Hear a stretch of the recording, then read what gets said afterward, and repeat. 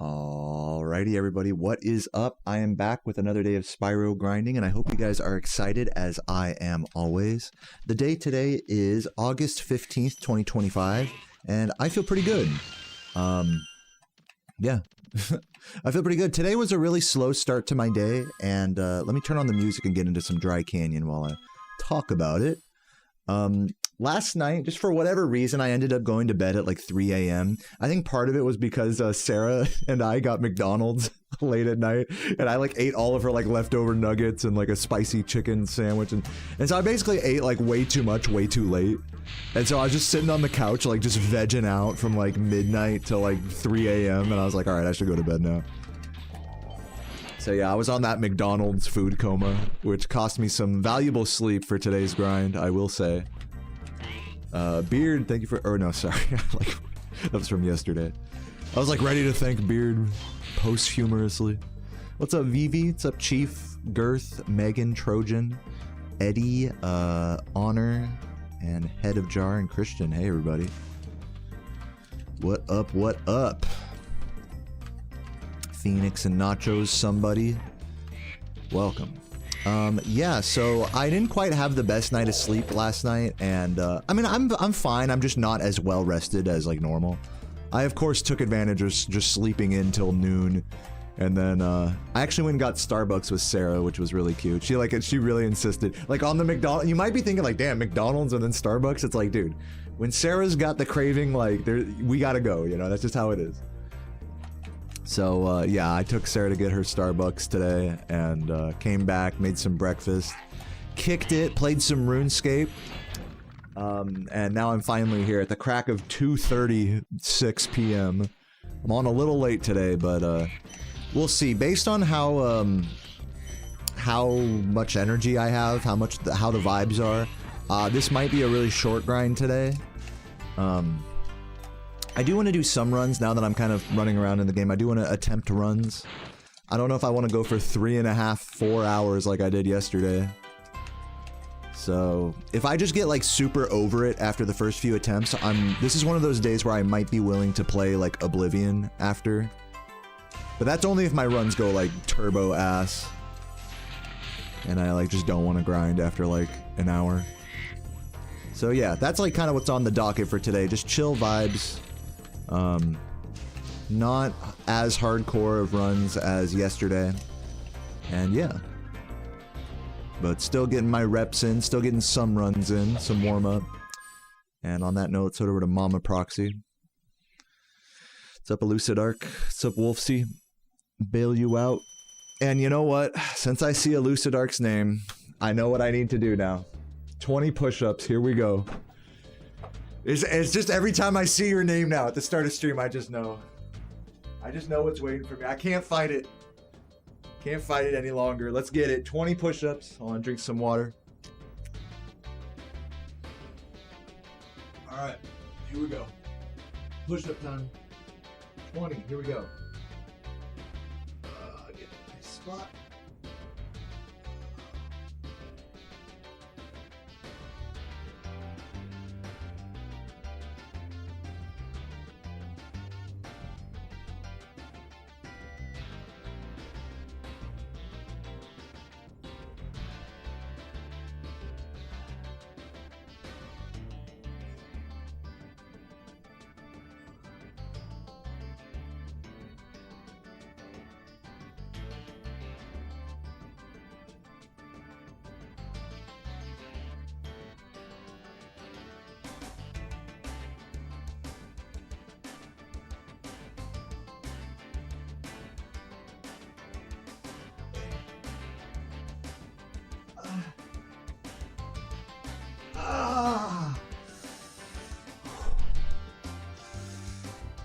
I could have maybe, just like yesterday, I could have maybe done one more, but I'll take that. That was a clean 20 right there. I'll take 20. Some of those were faster, slower, higher, lower. I'll take it. Whew! That was good.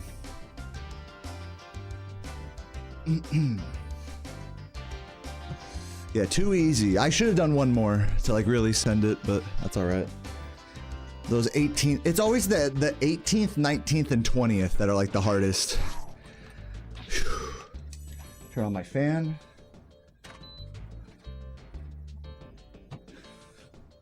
Those are the ones where it's really like, oh shit, my muscles are struggling. Alright, let's make a save state right here. Change Spyro's color to PP gold. Gold and green. We got green here. Acid, I think, is the green one. That looks terrible. I love it. Now, let's do some mamas now, shall we?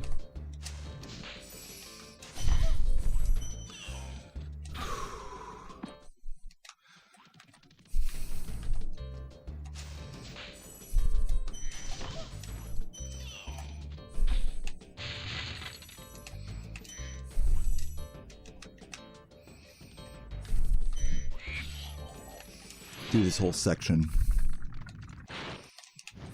How often do I go to the gym? 0 days a week.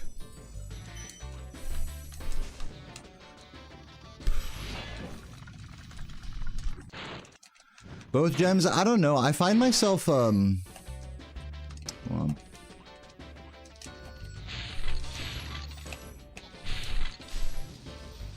I find myself not wanting to go for the double gem strat now that I've like given it a few days of practice and trying to implement into runs.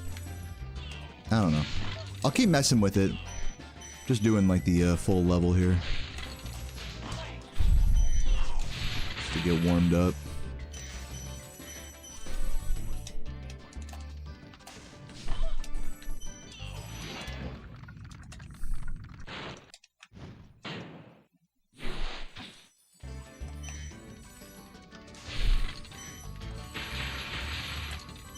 Ooh, missing that gold. Or no, that's a blue. Okay, top of the level. Top of the morning to you. Welcome, everybody. Hope everyone's having a nice day.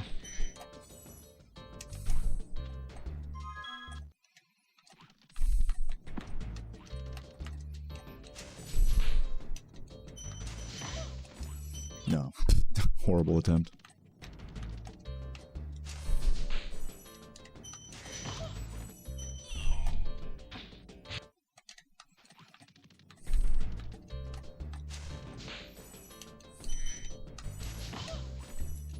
No.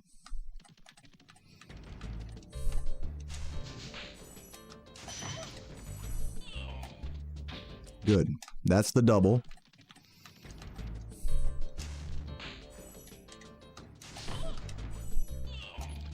The thing is about the double is that you do have to hit the mama a little more to the right than with the normal setup.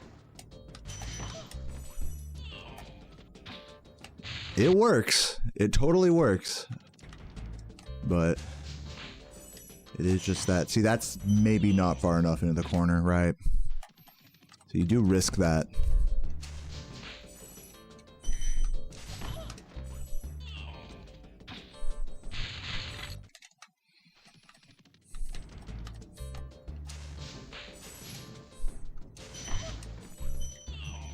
Not gonna work. That would have worked if I'd not gone for the second gem. Like this. Shit. Thank you, Waxy. Appreciate that. Welcome. Yeah, Lucid Arc. I'm doing alright. Chilling. Just sleepy today, man. Sleepy, tired. Definitely not max energy level today, but I feel like my vibes have been good. Like, my attitude yesterday on stream, even though I only had like one good run at the start of stream, and then like nothing else for like 3 hours, I'm really proud of like the attitude I had yesterday, so I hope to like capture a similar vibe today. Man, this bitch, bro. Fat ass bitch.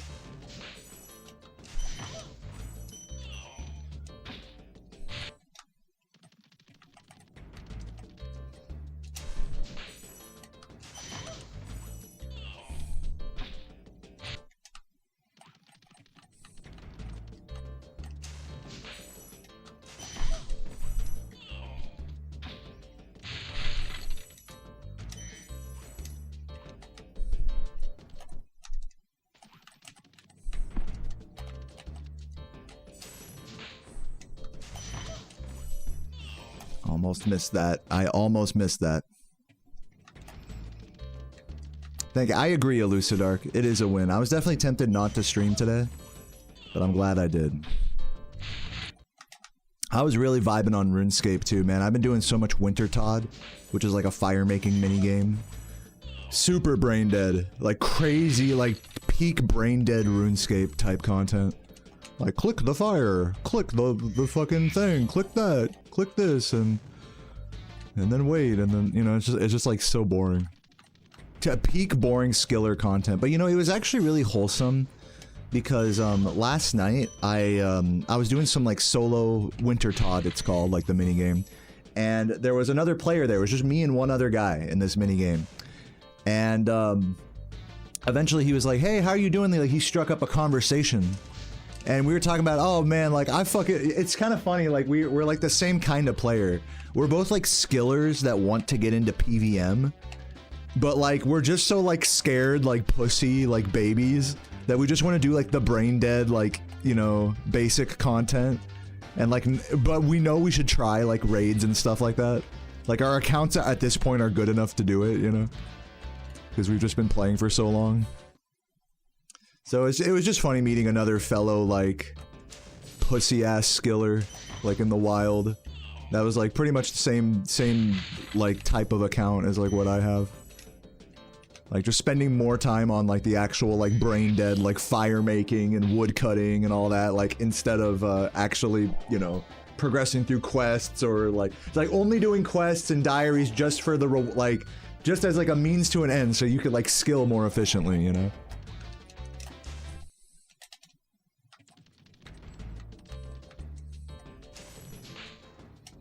So it's just funny, like, because I think the typical like RuneScape player archetype is actually not a skiller, is actually someone who prefers the combat in the game.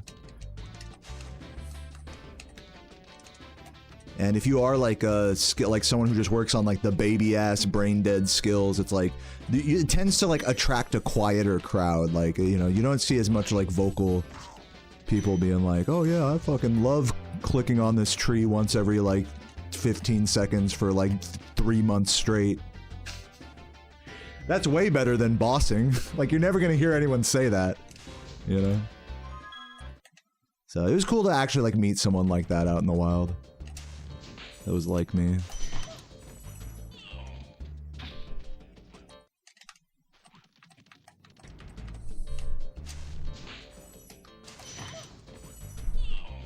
What's up, Funnier?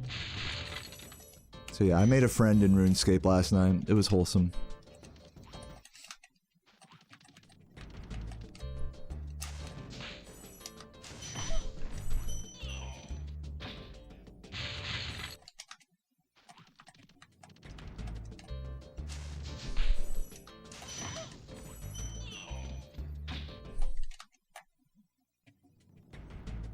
Just did Monkey Madness on the group Ironman. Nice. Skate people are not, yeah, like dudes that you'll meet at the skate park. There's like a wide variety of dudes that you'll meet at the skate park, but if you're like, if you actually are a skater and you just hang out at the park for like, you know, an hour, couple hours maybe, just trying a trick or just fucking, or just chilling, like you're gonna meet some pretty cool guys. In my experience. A lot of crazies, you know, you'll meet the occasional crazy, don't get me wrong. But for the most part, like the actual like normal skaters are really cool. Even the kids can be cool too, because even like the scooter kids and stuff, because they'll just get all hyped up about like fucking just any random thing. So they bring a lot of energy to the sesh. Sometimes good, sometimes bad, you know, as many skaters know, trying to deal with like scooter kids at the park, aka like fucking attack bombers, suicide bomber attack scooter kids. Just coming out in the middle of the fucking skate park while you're like, just you're clearly going one way and they just drop in right in front of you. Instant collision, you have to like jump over them and shit. I've done that a few times. But yeah, when they're not doing that, even the scooter kids are cool.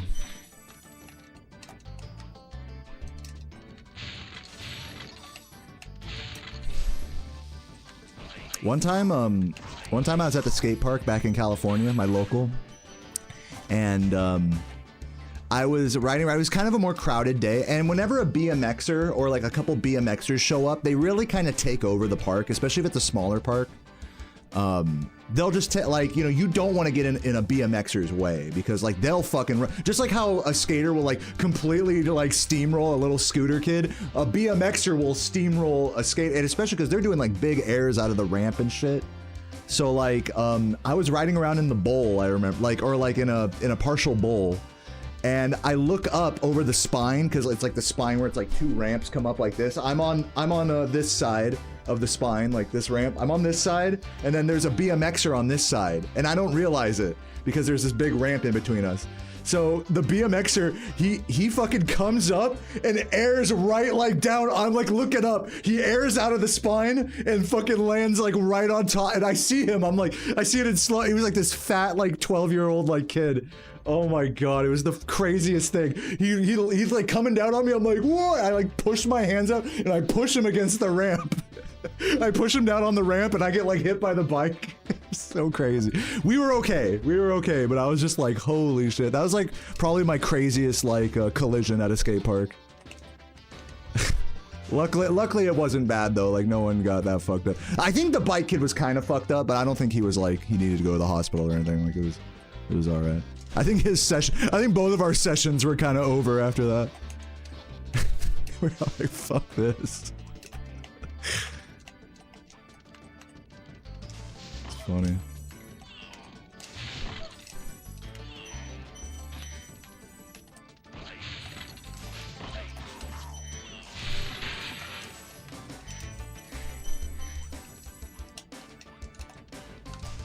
Yeah, Dragon Slayer 2. I'm so glad I did that because I got super into grinding the boss, Vorkath, after doing that quest. Now that you've done that quest, dude, fuck around with doing some Vorkath, Sam. That shit's like such a good moneymaker. And it's really good combat training as well. Especially if you have the Dragon Hunter equipment.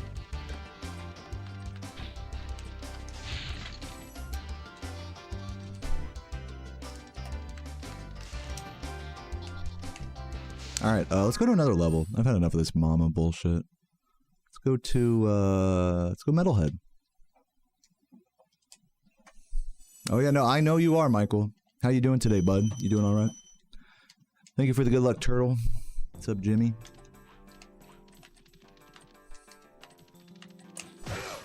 There we go. I fucked up this out of bounds yesterday on world record pace. It was very sad.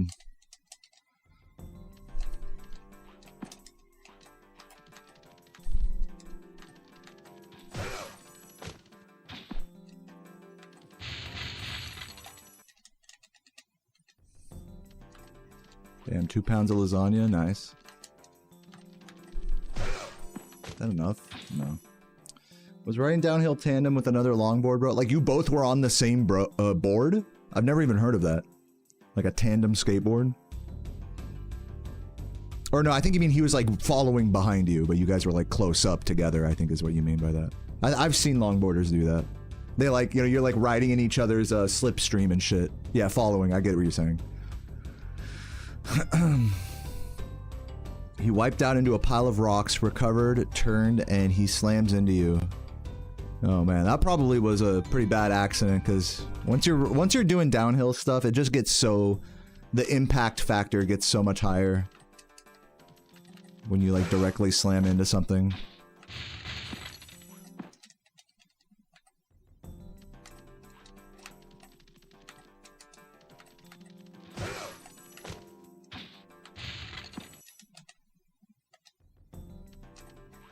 So yeah, hopefully you were all right. I remember the only time I really tried downhill skating was I had some friends take me on a trip up like the, I forgot what it was called, like the Glendora Mountains they were called in Los Angeles County. And we drove up this mountain like an hour and a half or whatever. And I, like a dumbass, I brought like an old school skateboard with like really big pink wheels on it, like 80mm wheels and like old school like shaped 80s deck. So like that's not ideal for downhill longboarding, and I'm gonna explain why. Is because when I went down the hill, it's like this kind of long constant gradient. You know, the best hills to go down when you're a longboarder aren't actually like just steep like crazy, you know, hills, but they're like these long gradual inclines that go on for miles. So I'm riding down, I'm like, okay, I skate, like I can ride down a mellow hill, what's the big deal? And I'm riding, and you start picking up more and more, and especially with the big soft wheels, you start picking up more and more and more speed till you can't slow, you can't put your foot down anymore. You can't like slow down. And you're just locked in for the ride at that point. Once you like cross that like certain like 15, 20 miles an hour, you just are, okay, I gotta just stand on the board and just see this to the end, basically. And when you're on like one of those old school boards with risers and stuff, longboards are closer to the ground. They have a lower center of gravity because like the wheels extend out like on the same plane as the deck, whereas on a normal skateboard, the wheels are underneath the deck. So the center of gravity on a longboard is a lot lower, so you don't get what are called speed wobbles. Now, when you're on a normal skateboard, especially one with big wheels and you go down a big hill, a lot of you guys know you'll get speed wobbles. And if you're a good skater, you know to lean back on those and ride them out. But when the hill doesn't end, like there's a problem, because I'm just used to bombing hills in like LA and stuff and whatever, riding it out. But you can't ride out like a fucking like 10-mile mountain road. Like, that's gonna end with you crash. So, of course, eventually, must have been going like 20, 25, 30 miles an hour. I get speed wobbles on this old fucking horrible choice of a deck to ride. I get these speed wobbles, and it all goes slow motion. I'll never forget this. This only has happened like 2 or 3 times in my life where I've wiped out on a hill bomb like this. And what happens is when you get the speed wobbles, and then you eventually have to step off your board, going like 30 miles an hour, or however fast you're going. And that moment where you're all wobbly and it's like, all right, we gotta bail. The moment you step off your board, it's like slow motion. I was like looking at my foot, like coming off the board. I'm looking at it, and like as it goes inch by inch to the concrete or to the asphalt, I see it, and the moment it's so crazy, the adrenaline slow-mo. The moment it touches the asphalt, it's like, and then when it hits the asphalt, your face hits the ground. There's no delay. It's like same frame. I'm not even joking. The same frame your foot touches the ground, your face hits the ground. Anyone who's ever stepped out of a moving car going a decent speed knows what I'm talking about. Same thing with like a moving watercraft. If you try to step off of one of those, even if you're like ready running or whatever, you're gonna go foot to like same frame forehead on the surface. And that shit can give you brain damage, of course. Luckily, I was wearing a helmet, and I have the special privilege, the special honor of having a luck build IRL. As you guys can tell, I have like I stream and stuff. Like I'm a generally pretty lucky person, and I only say it because I've never gotten a concussion ever skateboarding. I've had hairline fractures on my arms and stuff, but I've never actually, I've had a couple of those incidents where you'll hit the ground like really hard, and I've never actually, I've come so close to concussions before, but I've never actually cracked my skull or like concussed my my cranium to where I needed like medical, you know, where you get dizzy and, you know, you start having like memory issues and stuff like that. It's motor issues that can cause as well. You know, it's like football players, they get concussions all the time, and then they're like fucking zombies, you know, when they're like 40. Boxers. So I'm like super, super lucky. That's why I say I have a luck build, is not only am I a full-time Spyro streamer, which is just so lucky on its own, but I also have never gotten a concussion despite being a pretty avid skateboarder my whole life. Pretty amazing. Anyways, let's head over to, I don't know, Rat Proxy, and let's just do runs, you know? I'm kind of just down, like, fuck it. I do have, I don't want to call them like scars, but you can kind of see discoloration. Like right there, you can see that skateboarding right there, that discoloration. Let me see if I have any on here. No, not really. A lot of that is healed over time. But for most, I think, hold on, let me check my legs. Yeah, when I was younger, I used to have like more prominent scarring from skating. Now that I've gotten older, it's like sort of melded away. I actually have a really, I don't know if you guys can see, but I have a scar on my forehead. Let me see if I can show you. You guys see how it's like purple up here? See how like my head turns like kind of purple? Like you can see the veins? That's scarring from skateboarding. See how it's like a little purple right there? It's not super obvious, but yeah, that was from one time I crashed into a bush going down a hill. Again, it like made a lesion here, but it didn't penetrate the skull, which is super lucky. That, speaking of another lucky hill bomb crash, that one was by the college by my house, and I had to bail out because there were pedestrians all around, and I had misjudged like the flow of traffic, so I was like, all right, I'm gonna bail out instead of like running into someone, you know? So I bailed into a bush, and the thing I didn't notice was that, first of all, is that the bushes were super fucking like branchy. So I thought it was gonna be like a soft bush, but it was really like a really like sharp, thorny bush. So that's what caused the laceration there. That scarred my forehead, but luckily there was also dirt there to like actually catch my head. But it's kind of scary to think that if one of those branches had gone through my eye, or if I'd have gone a few feet to the left, and I didn't see this until I had like kind of come to, like got up. If I'd have gone a few feet to the left to bail out, my head would have hit a plastic sewer grate that's like protruding from the dirt and grass behind the bushes. That would have definitely cracked my skull for sure. So again, just another like kind of luck build moment.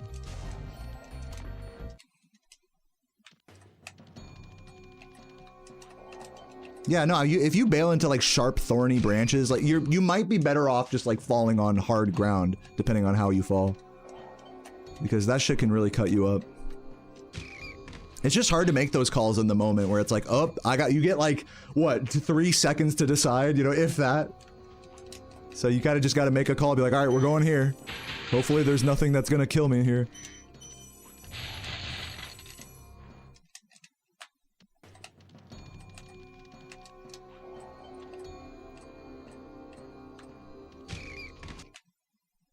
Roll into it. Yeah, when you're going a certain speed, though, you can't roll, is the problem. You can't roll at all speeds. At most normal skating speeds, yeah, you should try to roll out of your bails, I agree. But I'm talking about, like, bombing hills and stuff. You can't roll out of those. You have to just take the rug burn or the road rash, or... Like, ideally, you slide them out. And take, like, some road rash or whatever.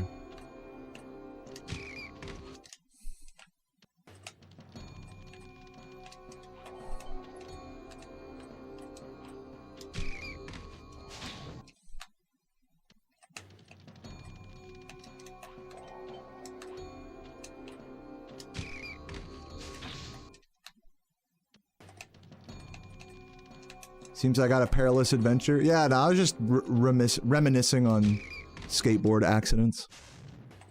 What's up, KGP? How you doing? Thank you for the good luck.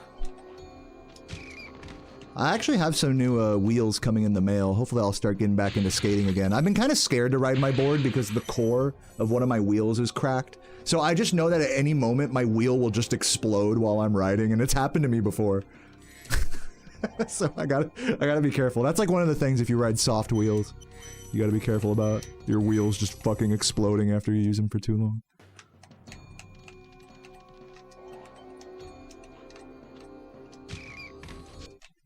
What wheels did I get? I got these, I really been liking these. They're super cheap on Amazon. They're like CCS brand, 73A 54mm. Look those up. They're really soft and really small and just like very classic shape wheel. Been really enjoying those.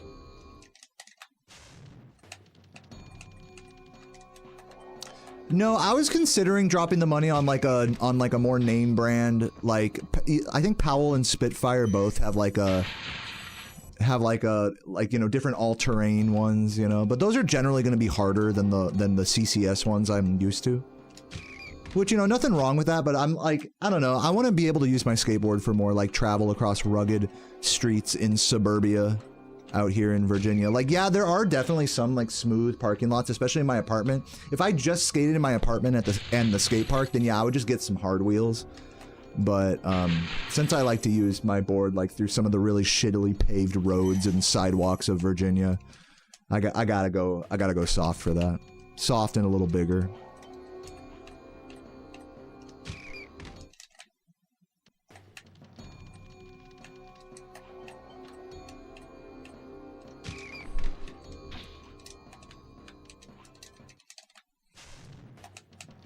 Electric skateboards are cool. They're kind of pricey though, for what they are, you know? Just like a fucking battery and like a, you know, a little button and some wheels, you know, I don't know. If you can get one for cheap, I'd say they're pretty cool. That doesn't like explode on you or whatever.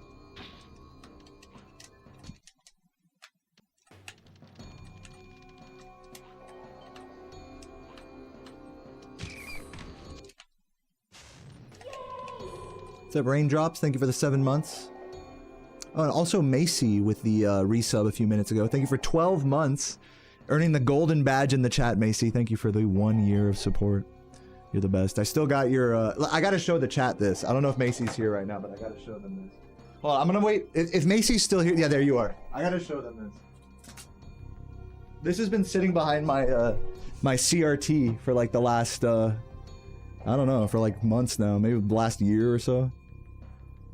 Macy drew that. Isn't that cool? Pretty dope, huh? There's also a little cute, cute dog on the back. Put that back.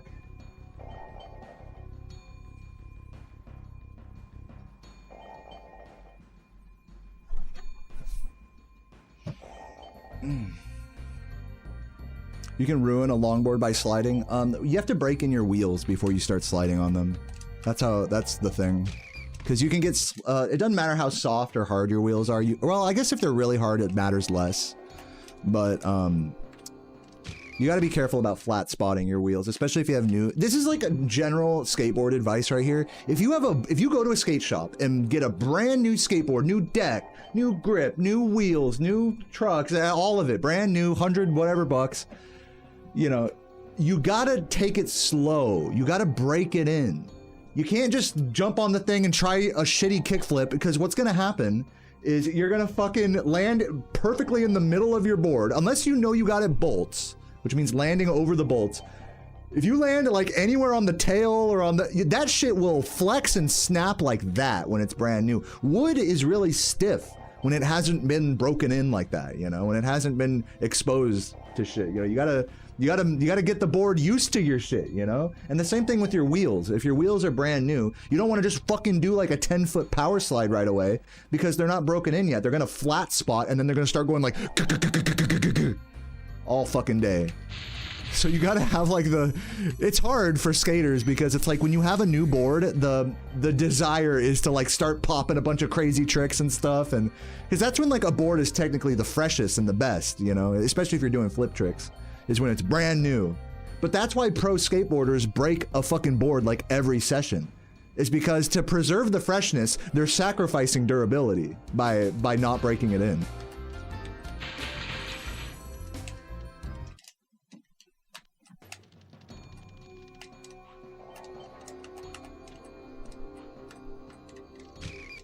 And of course, there's a lot that goes into the durability of like a, you know, multiple ply piece of wood beyond just breaking it in. Like some wood is just, you know, stiffer, stronger than others. Some boards use different types of wood, you know, and so on and so forth. Carbon fiber, even epoxies. So there's a lot that goes into it. Obviously, it's about more than just breaking it in. But like, you know, if there is $1 for every time some mom and it's happened to me, you know, that some mom buys her kid, or you save up and you go buy a fucking skateboard and the shit just breaks in a day. It happens all the time. You gotta be careful. I mean, these things like... But then also the other side of it as well is you don't want to be too careful. Like, don't be afraid to fucking ride the thing and scrape it up a bit and, you know, get some dirt on it. You know, like, don't be afraid to... Some people are on the opposite end of that, where they're, like, afraid to get their board dirty and shit. It's like, bruh, it's a thing that rolls over the ground. It's gonna kick up dust and dirt and the bearings are gonna go eventually, you know? It's like... They want to, like, preserve the fucking graphic underneath, you know? It's like, bro... Like, come on, no one's gonna see it. No one's gonna see it unless you fucking sit there and, fucking hang it up on your wall, which people do, and I find that fucking hilarious. If you hang up a skateboard and there isn't, like, a sentimental, like, unique reason for that, like, oh, this board is special because of blank, blank, blank. If you just hang up boards like, oh, okay, skateboards are art, I find that so fucking cheesy. I'm sorry. It's super cheesy. Now, again, if you're an artist... and you take a few boards and you sand them down and you make like a, not a mirage, a mural out of them, that's cool. But I'm saying you just like buy a board from the shop and you're like, oh, this is a fancy, I like this picture on it, let me hang it up. I just find that so goofy. I don't know. To each their own, of course, but you know, it like kind of speaks to like, what's the point of the object if you're not gonna use it, you know? You're taking an object that's meant to be used and like preserving it for what, you know, for aesthetic purposes. It's like that with retro video games as well. People buy video games in box all the time, but what's the point of that? You can't fucking play them, you know? It's like classic collector mentality. And I find that, in a sense, I find that like, I guess it's functionally unappealing to me, which takes away, in my mind, from some of its aesthetic value, if that makes any sense. Just depends. You know, it really just depends on the context.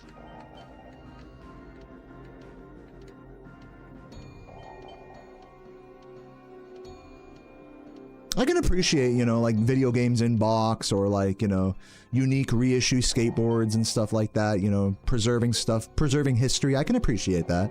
But I'm talking about just for the average Joe, like collecting fucking what, like pop figurines and keeping them in the box, like across the whole fucking... I don't know. It just seems like a pretty wasteful of money. I mean, it seems like a waste of money to me for something that like aesthetically wise, like unless you're super into it, like, and it's just for you.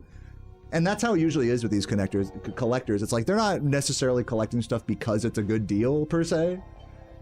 You know, they'll tell themselves, "Oh, I got a good deal on this," but like, you know, you're just throwing money away. But like, I don't know. It's like we idolize a lot of material shit, I guess, is what I'm trying to say.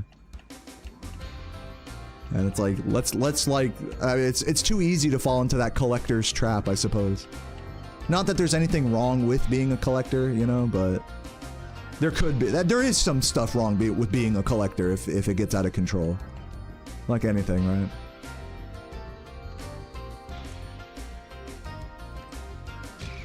I don't know. To each their own, of course, you know, I'm not here to tell anyone you should or shouldn't, you know, collect shit or preserve it or whatever. Just for me personally, I'm definitely more of a, like, if I have it, I'm gonna use it, you know? With PlayStations, with skateboards, with whatever. Like, if I break something because I've used it too much, then to me, that's like the best case scenario. That's like what that's what the thing was designed to do.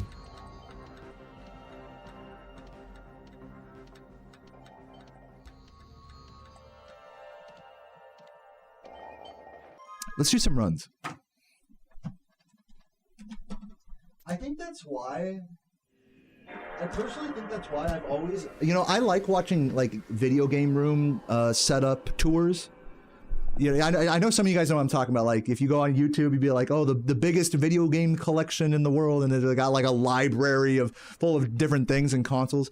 But the parts of those room tours that I like the most aren't all the games up on the shelf organized alphabetically. It's where all the consoles are set up. Because obviously for a good game room, especially if you collect video games, you need to have a multi-system setup or multiple multi-system setups. And seeing the way people actually do the functional part of video gaming is really interesting to me, because it's like you'll see in these big collections, but then like they have to fucking wire together like 20 consoles and hit like, they need like diagrams in order to like hit different switch boxes so that way it shows up on a fucking shitty like overpriced OLED TV with input delay. You know what I'm saying? So it's like, ah, well, where's the CRT? And then you'll see, oh no, we have the CRT room over here. It's just like, I don't know. It's like the functionality, and the whole reason I go on this tangent is because with collectible things, the functionality is just as important as the collection, as the preservation. 3, 2, 1, go. Let's get it. Like the functionality ties into the aesthetic and the enjoyment of it, in my mind.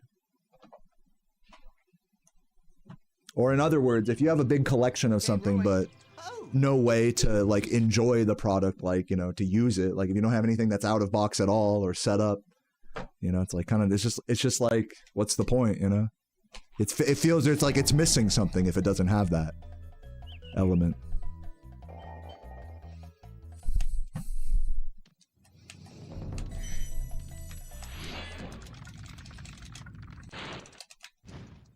Yeah, first try Nestor. Let's fucking go.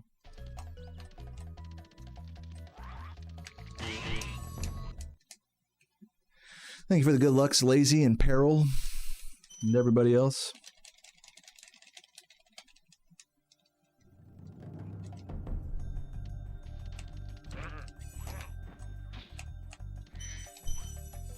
Get this mic back a little.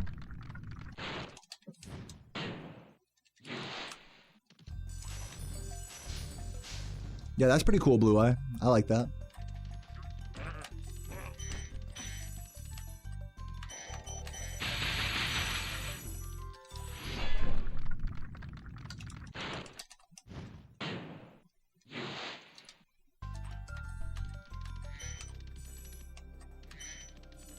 Yeah, I did the push-ups today. I'm on the ball. Thank you, Badge.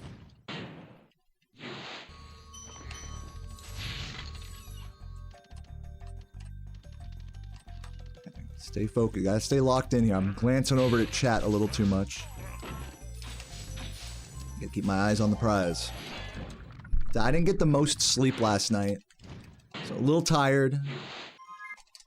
I gotta come clean. I did smoke a little weed this morning. Drank a ton of coffee, played a bunch of RuneScape. Still haven't gotten the fucking Pyromancer's outfit, even after being at Wintertodd for like a fucking week. Go this way. Like, I haven't even gotten a single piece of the set. I just need the legs. I just need the legs. I don't even care about the outfit. I just need the legs for a fucking clue scroll. I've had this elite clue scroll in my bank for like, I'm not kidding you, like years.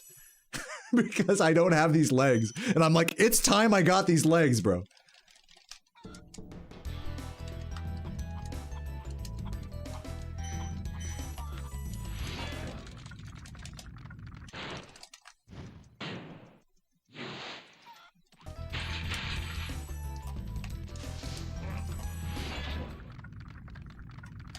Yeah, I can see the YouTube chat. I see them both. They're both together. Oh, shit. Little too far away, man. That's fucked up fan chest #1 in typical me fashion.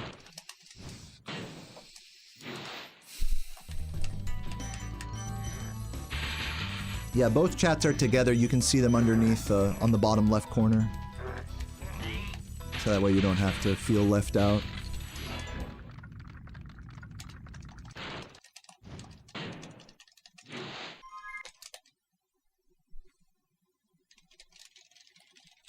Thank you for the good luck, Pickle. Good to see you. Yeah, fuck fan chest, fuck rat, fuck mama.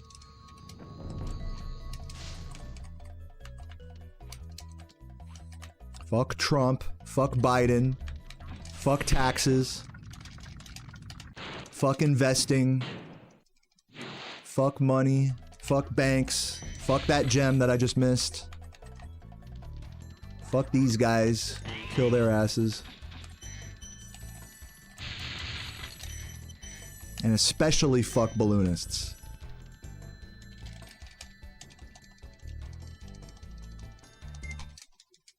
And especially fuck not getting world record yet. All it takes is one run. All it takes is one run to get it. I was annoyed with a commenter the other day.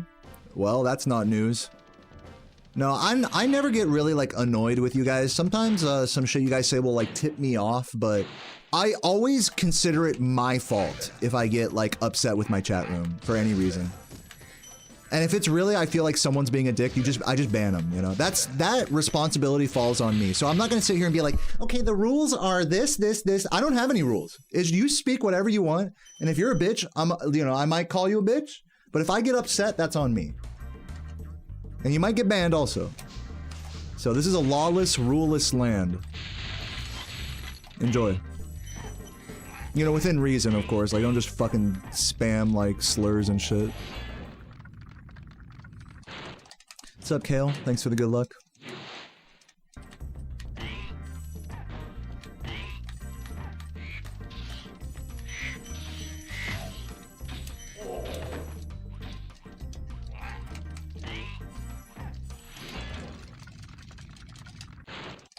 Yeah, Megan says it.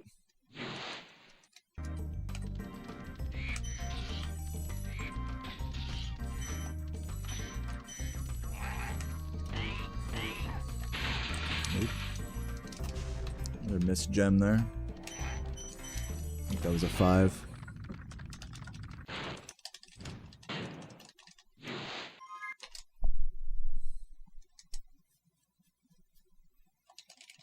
Don't spam shit. Don't piss me off. Don't spam shit unless it's spinning Spyro emotes in flight levels.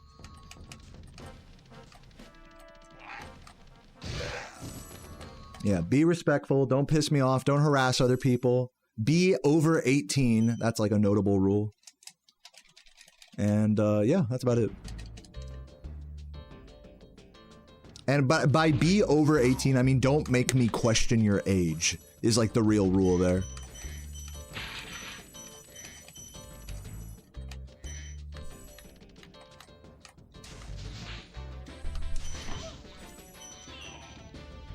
Barely.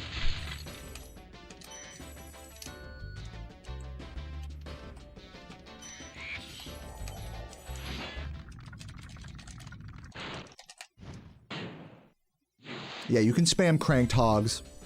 Cranked hogs or spinning Spyros are appropriate spam, given the context. For hype purposes, I definitely encourage a degree of spam. Oh, come on! Fuck! Dude, throwing it, bro. What the... Cool, dude. That was so cool. What the fuck was that? Something just disconnected. Why, dude? Why does this happen? I don't understand. Okay, there we go. So Windows just starts making noises when I start resetting. It's like, okay, bro, like, relax. Relax, Windows 11.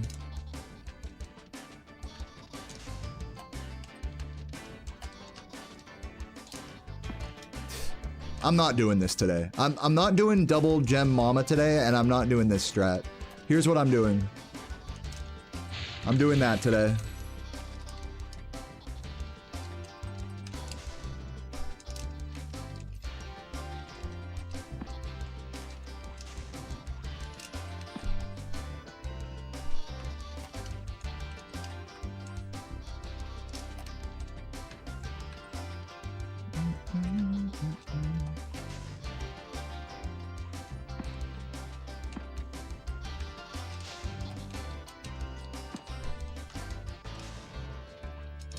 So awkward, bro. Can I just do it right? Ugh.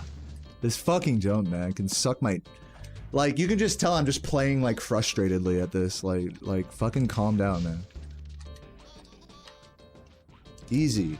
Fuck. I had that, though. There we go. You want that, like, quick, like turn like that, where he, like, really, like... I don't know. You want that quick spin, though.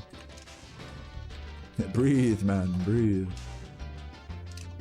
Yeah, that's good. Okay. We got it. We got this. Blue Eye, thank you for the 30 months. I'm just late. I'm super late with the thank yous today. Thank you, Kale and Blue Eye for the subs earlier. It says 30 balls 30 and don't be afraid. Thank you guys. I don't know why I'm not hearing the alerts. Whatever. It's cool.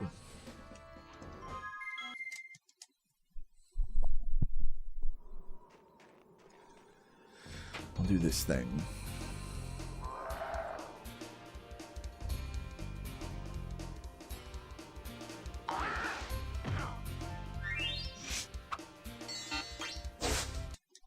How did someone become my YouTube mod? All right, Daniel, you get one more question today, just so you know. Someone becomes one of my YouTube mods by being here all the time and being trustworthy and being cool and just generally not being insane. What's up, Two-Face Heavy? Thank you for the good luck. I usually don't add mods unless I need them either, so there's no like, oh, okay, if you hang out long enough, you'll be a mod. No. That's not how it works.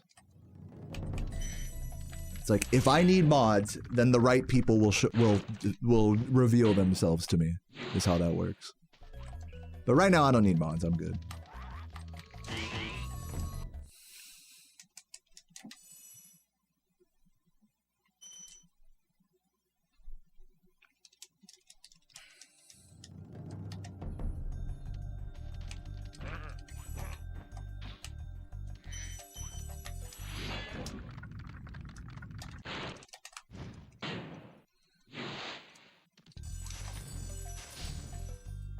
What's up, Teg? Thank you for the good luck.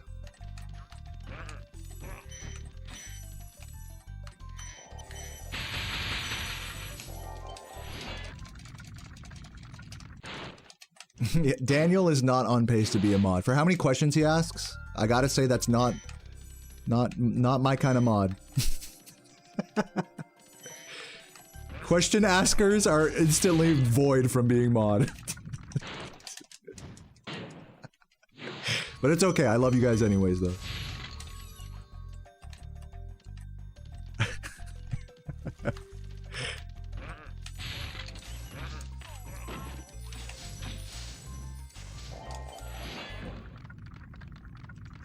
Oh, ice cream truck rolling up.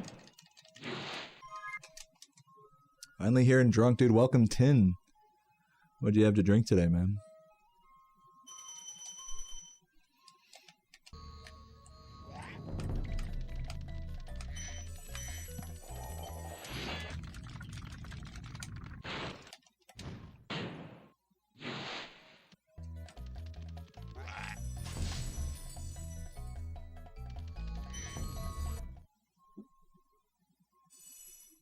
You had 100 beers?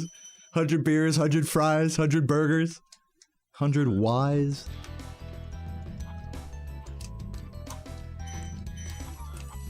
I felt like I had 100 burgers last night. I had fucking like midnight McDonald's with Sarah. It was great.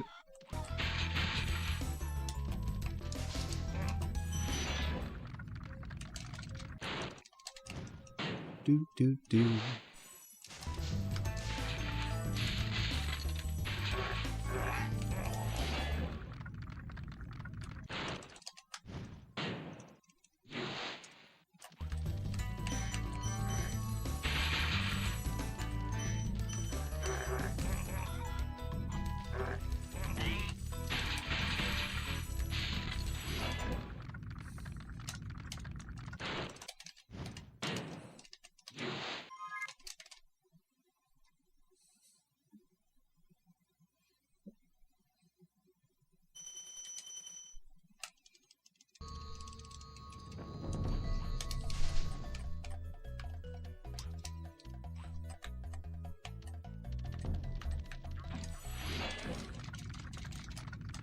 Thank you for the good luck, Fierce Beers.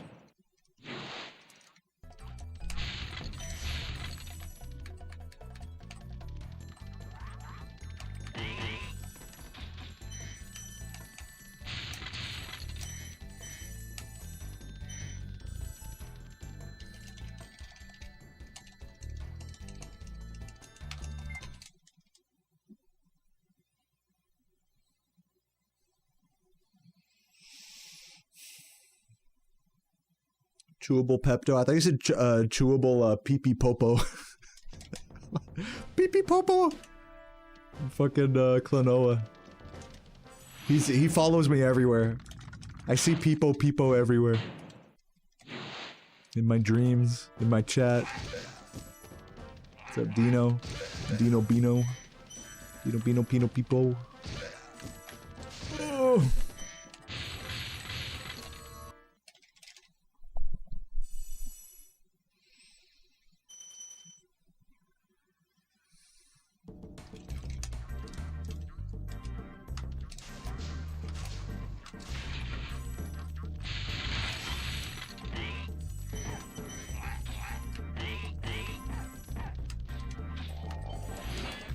What's up, Dragon Blood?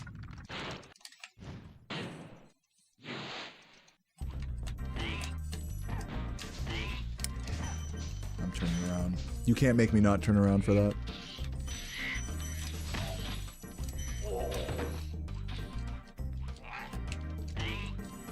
Oh my god, come on.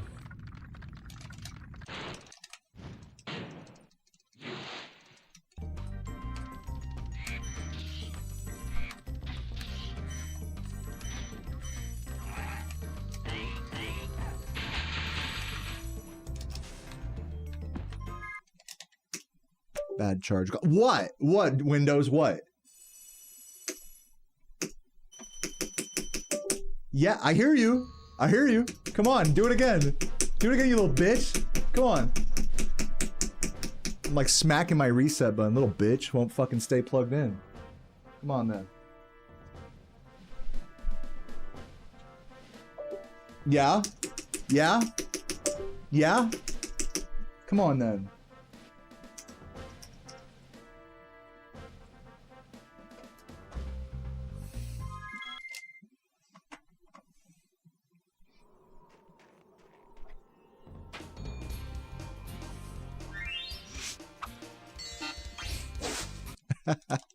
That's definitely not how I talk to Strawberry.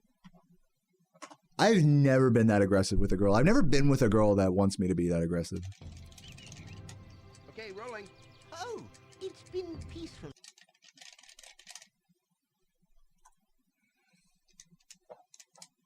And I'm just naturally not aggressive at all like that. Unless it's to inanimate objects like a computer. Or a video game.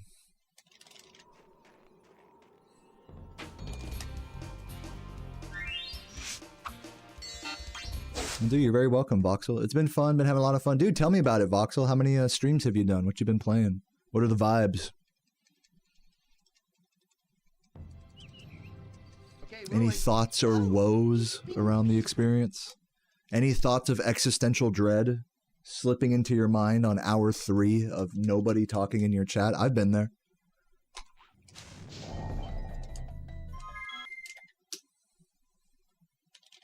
I'm glad you've been having fun, though. That's the important part.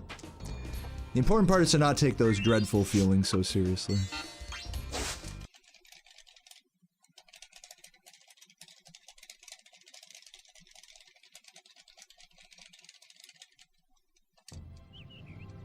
Okay, rolling. Oh, it's been... Yeah, Windows is a hoe. Windows is a hoe.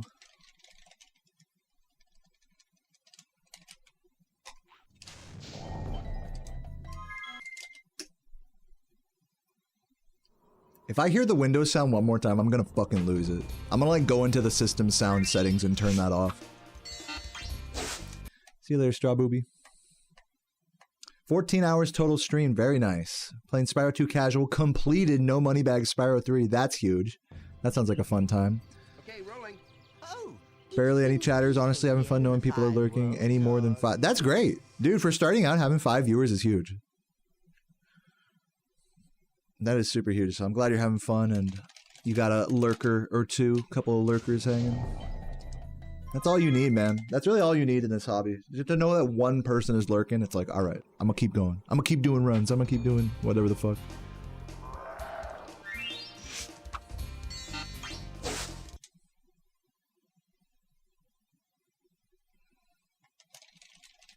Twice you've gone to Walmart and it's rained when you came out, dude. That is such a sad, so sad for you. Oh, it's been peaceful. That's so sad. And let me guess, you like also bought some like really fragile like electronics that were just open bag that just got completely rained on. And now they don't work. But then you would let them dry and they worked for like a month and then they shorted, so it was past the return point. Like, just the most ultimately inconvenient situation that could arise from that is, like, what happened to you, right? I'm sorry to hear that.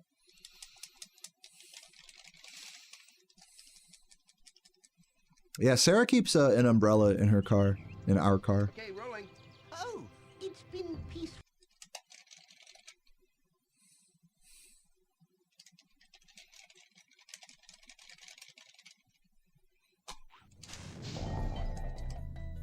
Dude, you know, it's funny. I also have like a Walmart like constant inconvenience thing that happened to me. Back when our car wasn't working, it broke down not once, not twice, but 3 different times after I got perishable groceries on a hot day in the summer. And it wouldn't start in the fucking busy ass Walmart parking lot with fucking like meat and shit getting warm and stuff. That's happened to me a couple times. So I do feel your pain, Chris. I do feel your pain. So now every time I like exit Walmart, I'm like, dude, the car's got it. That's why I was like so adamant about getting this car shit figured out. Because it's like, dude, I refuse to like fucking spend like $150 on groceries and then like, luckily, like anytime it's happened, like I'll just get an Uber and like I make it home in time and the groceries don't go bad. It's fine. But it's like, oh my God, such a fucking, like in the moment, it's just like, why did you have to break down now? Why couldn't it have broke down like before I came here, you know? Like, it's like every time.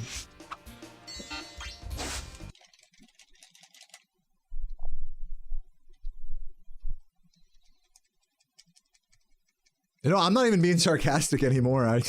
That genuinely was like a fear for me. I still feel that subconsciously every time I leave Walmart. You got 3 out of 4 requirements for affiliate. And now it's just you got to stream for like a week or something, right? And then you have it basically. Dude, I actually wanted to talk to you guys about, so I was on Twitter the other day, and, you know, people will post when they get partner or affiliate.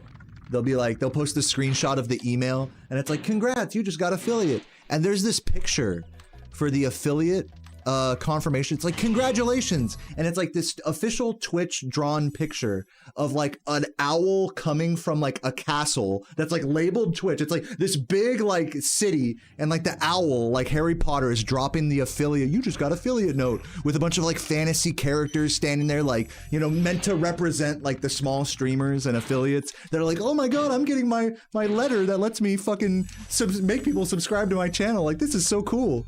And at a glance, it's like, oh, that's some kind of wholesome, like, official fan art or whatever. But then the closer you look at this photo, I'm going to show it to you guys later so you can see. The closer you look at this photo, the more dystopian the concept is. Because there's like, I'll explain it later. I'll explain it later. I'll explain it now since I'm talking about it. It's so dystopian because all of these like small streamers are represented by little fantasy characters outside the castle gates in this beautiful like natural like Skyrim fantasy wonderland. And then when you go inside the Twitch labeled like city gates, it's this fucking like slum of overcrowded, you know, meant to represent all of the affiliates and partners, I guess, of like different size houses and slums, and it like instantly gets like darker in vibe, like when you cross the city walls. And like, how accurate of a metaphor is that? That like when you just start streaming, it's just this like fun hobby, and you're just doing it, and you're like hoping that maybe somebody, you get affiliate and you get all excited. And then like the deeper you get into it, the more lost you get into this city slum of like trying to make it, you know, and have your own metaphorical house with like a community that supports you in this overcrowded city. Everyone trying to get a piece of land that no one can really, you know, the ones that do make it are these like disillusioned people that have completely gone off the deep end. And then you see these big like castles at the top of the hill and stuff. It's like, dude, the metaphor there is just so dark and nuts. I love it. Anyways, I'll show you guys the picture later and I'll talk about it more. Someone remind me after the run.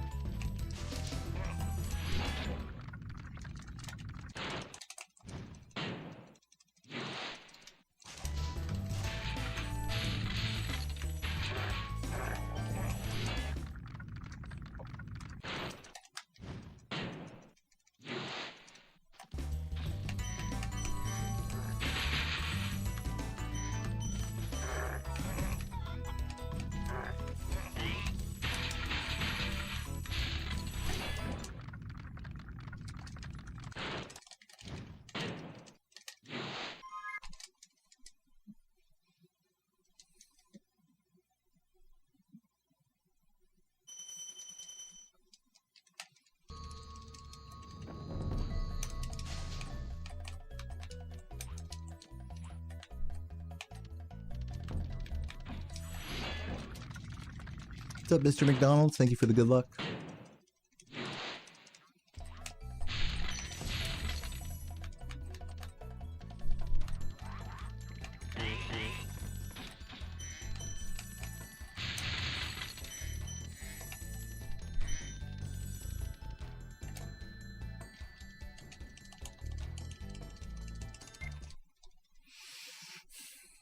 Dude, or Peril, instead of getting VR glasses that do that, or you could just get a giant fucking TV and sit up really close to it like I do. Kind of the same, you know, and it accomplishes kind of the same thing. And this way I don't get motion sickness, also.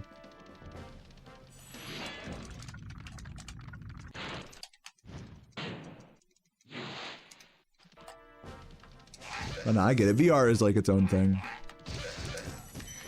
I ain't hating on it. What's up, Ash? Thank you for the good luck.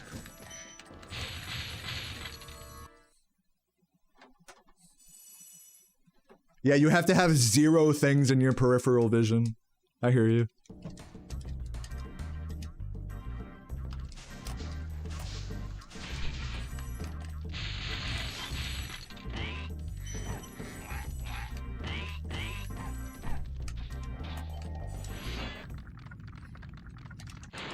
But to be fair, just playing devil's advocate here, if you want to eliminate peripheral distractions, you could just put a TV up against a solid wall, right?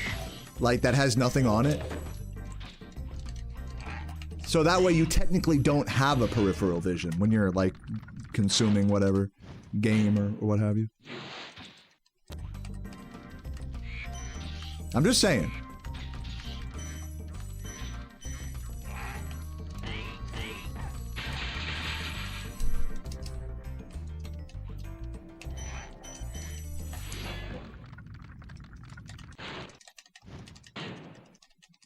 I love sitting right up close to fucking massive computer and TV monitors.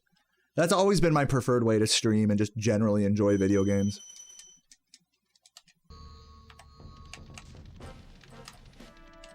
In the dark also. I love doing that in the dark. Some people are like really sensitive to that. Some people like really need to have like a light on in the room to like not get ahead. But I just love like being in pure black darkness and having like the only like the light of the screen to illuminate. Again, I feel like it eliminates that peripheral aspect of it, where it's like you're just fully like immersed in the whatever, the digital world type shit. Whoa.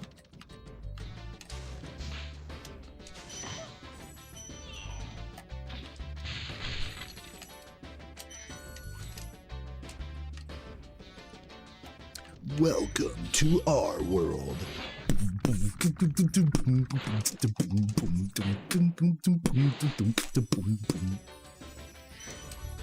Fuck.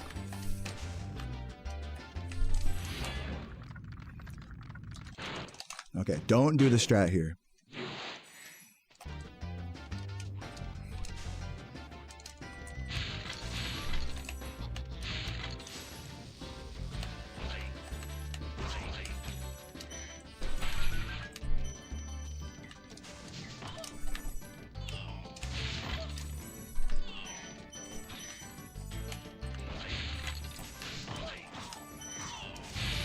Fuck.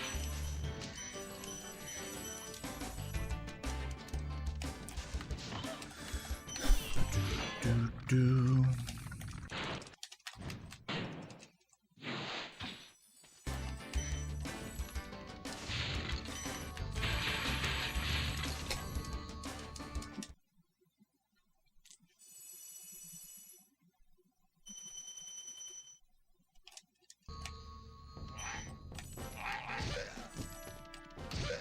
Oh, careful.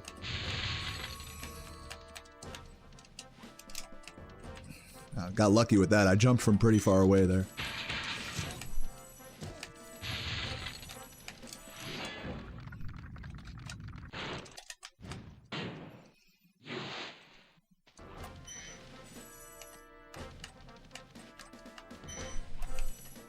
Mr. Green.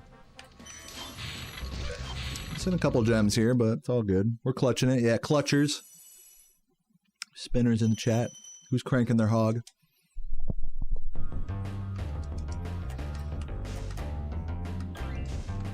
Ice plus noodles and tortilla with cheese?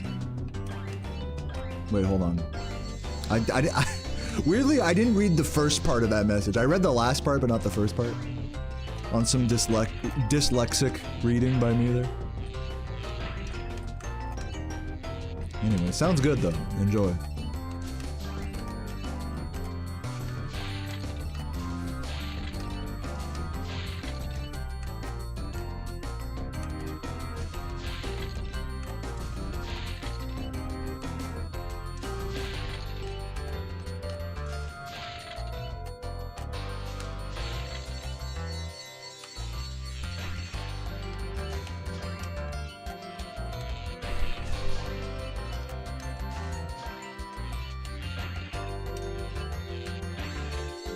Dun, dun, dun, dun, dun.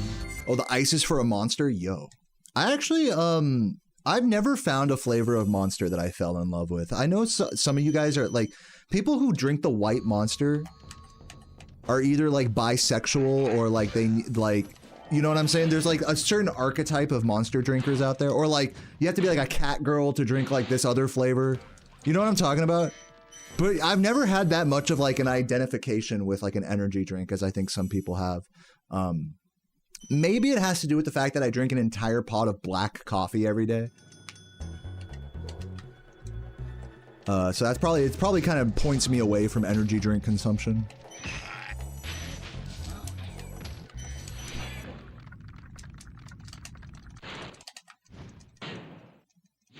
Yeah, the Java Monster. That's like the cat girl one, I think.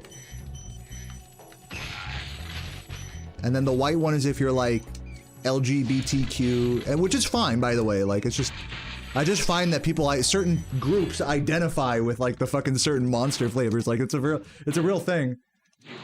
No, and then like classic Red Bull is like basic ass bitch, like 20-year-old college girl getting vodka Red Bulls at the fucking sorority, like, type energy.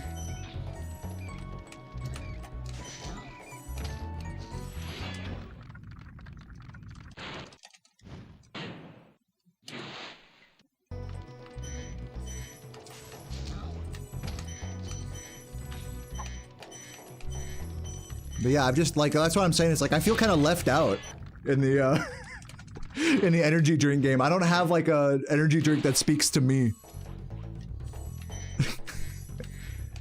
Mostly because I just don't drink a lot of them. Maybe if I just drank more of them, I'd find one that speaks to me and my people, whoever the fuck they are.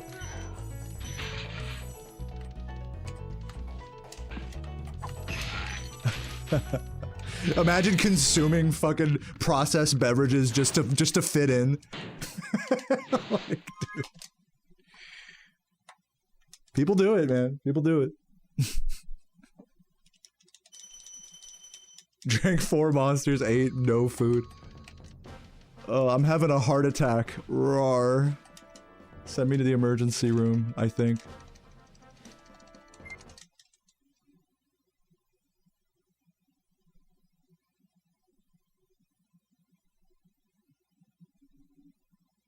You know what drink I like from the... This is going to be like a super basic, like boring thing that's not going to impress anyone. But I really like getting those like bottled black teas that are just completely unsweetened. Just like, it's just basically like flavored water. Like, not even. I'll get those whenever I'm on a road trip. I'm like, oh yeah. After eating some shitty fast food, it's like, nice. Not consuming more sugar. This is like optimal. Dude. Whatever, I'll just get those guys later, I guess.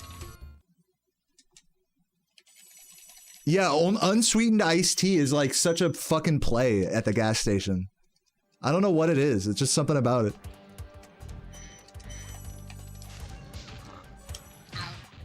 I guess it's just that every other drink just has a ton of sweeteners in it.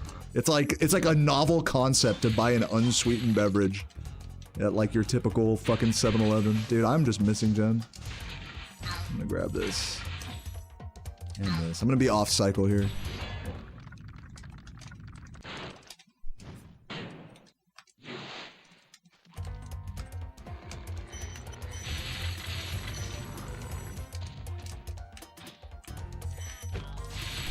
Dude, what the fuck, bro? Actually,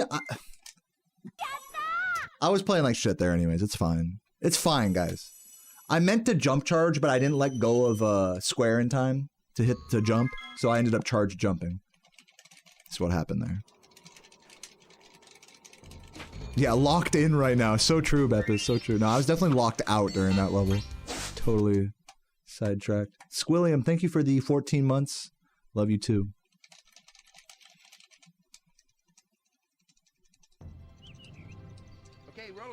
LaCroix? Ah, sparkling shit, like, sparkling water just isn't my jam. I'm sorry to say. I respect it.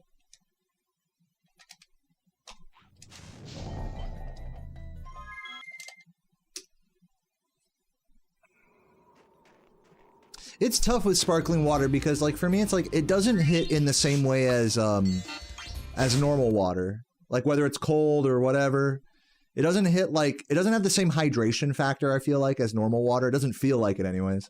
But then it's not as good as like a fucking soda or something else that's carbonated.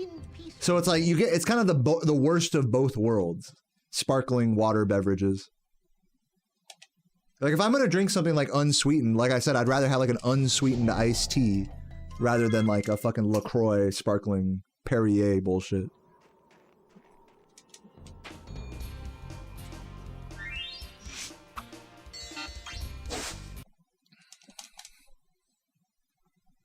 You love it now? I'm drinking a lot of it because my mom loves sparkling water. She has a fucking soda stream. You guys know what I'm talking about? The thing where you can make your own sparkling water? We have the technology.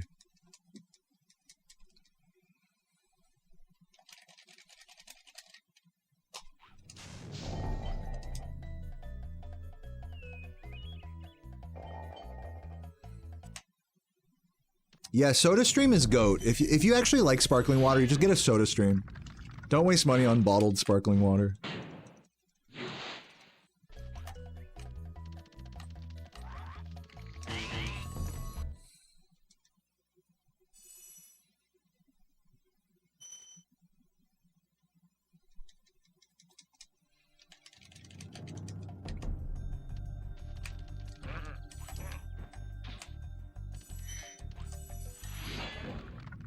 What's up, Cartoon Head? Run's been okay. So far, my furthest run has made it to Alpine Ridge.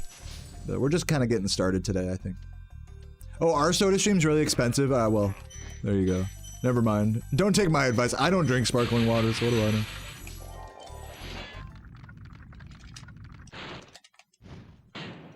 You're a LaCroix fan? Dude, the key lime pie LaCroix tastes so bad. I can do the pamplemousse one. That one's fine. But the fucking key lime one, I hate that one. I hate fake key lime pie flavor. I think I just hate key lime pie. And this is weird because I love limes. But like key lime pie is like this weird like, I don't know. It's a very different kind of lime flavor that I don't fuck with.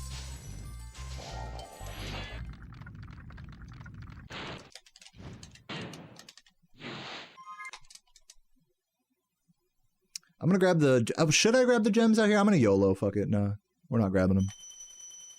You have a key lime pie? Keep that shit away from me, Dragon Blood. Get that shit out of my face. I'm just kidding.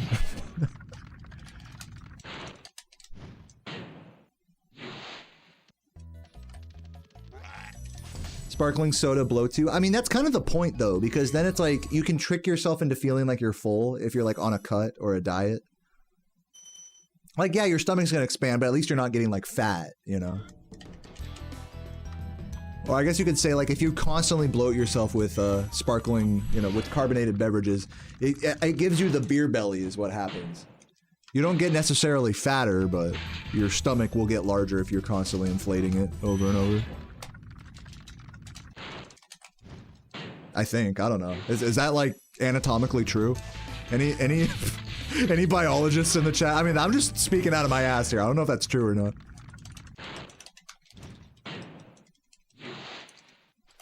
But I mean, that's why, like, the beer belly's a thing, right? Is because, like, beer, not only does it have, like, calories and shit and carbs, but it also, like, fucking, it has carbonation, so it bloats you if you drink beer every day, like me.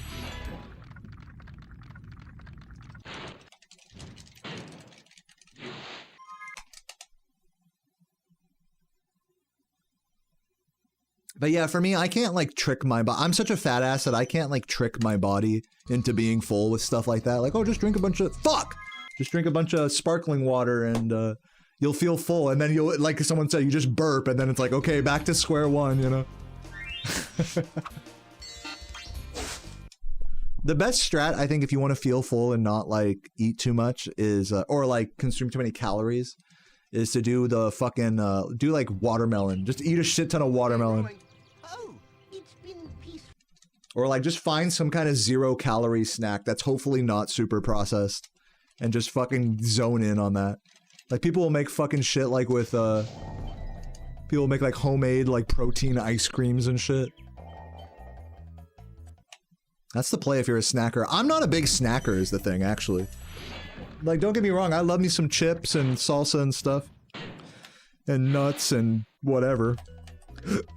But I always feel more satisfied like eating a really big meal and then not snacking later versus like eating less and then snacking into the night, you know? That's why yesterday I kind of fucked myself up when Sarah's like the opposite of me. She likes to snack a lot and not eat like a ton at once. And I'm like the opposite of that. So she wanted to get McDonald's last night. We got some McDonald's delivery. Like true Americans. It was actually cheaper, in her defense, it was cheaper to get it delivered than it was to pick it up because it was almost closing. Or like the McDonald's app is trash or whatever. I don't know. But yeah, anyways, we got McDonald's and man, like if at midnight I like ate all this fucking sandwich and shit, which was delicious. But man, I had to just sit there on the couch. Sarah was like, okay, I'm gonna go to bed now, you know? And I'm like, I have to just sit here on the couch, like upright, you know, while I digest. Otherwise it's gonna be, I'm not gonna be able to sleep.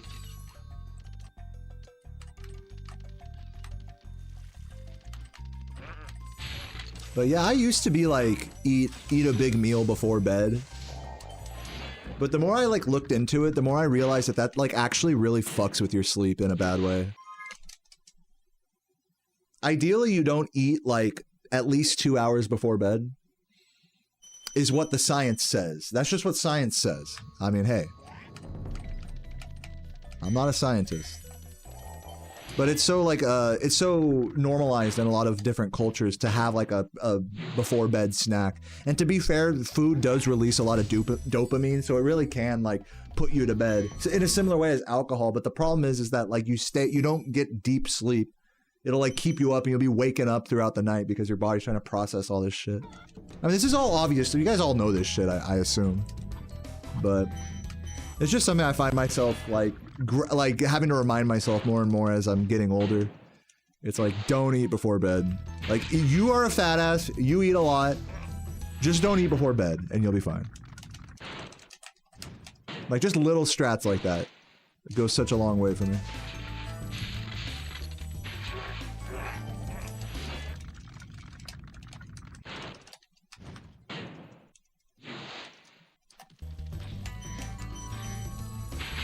Oops.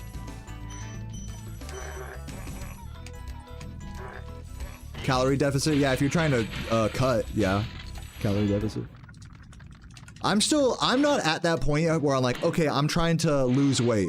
I'm not there yet. I mean, like, I would love to just like, lose a little weight, don't get me wrong. I am slightly overweight, but I don't know if I have the commitment for eating in a calorie deficit yet.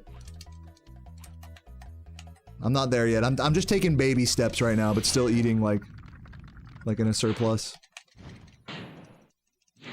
Or in other words, I'm still eating in a surplus, but in a way that makes me feel the least shitty. That's like my strat. That's my middle ground, my compromise with myself.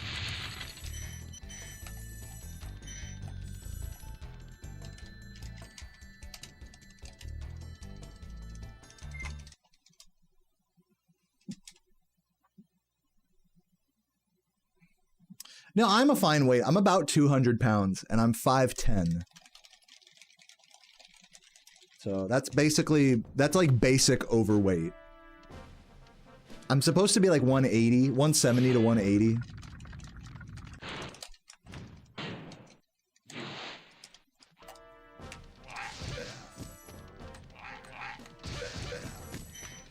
Pounds, I mean, by the way. I'm speaking in pounds here.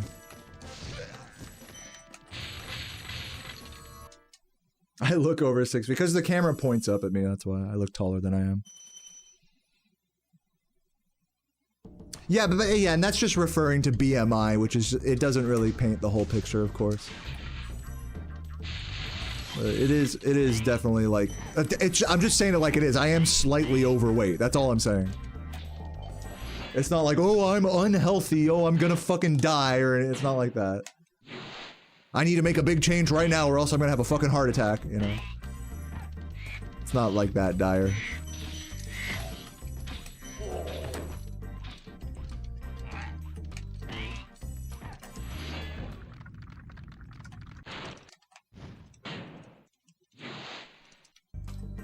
Thanks for the conversion, Smecky.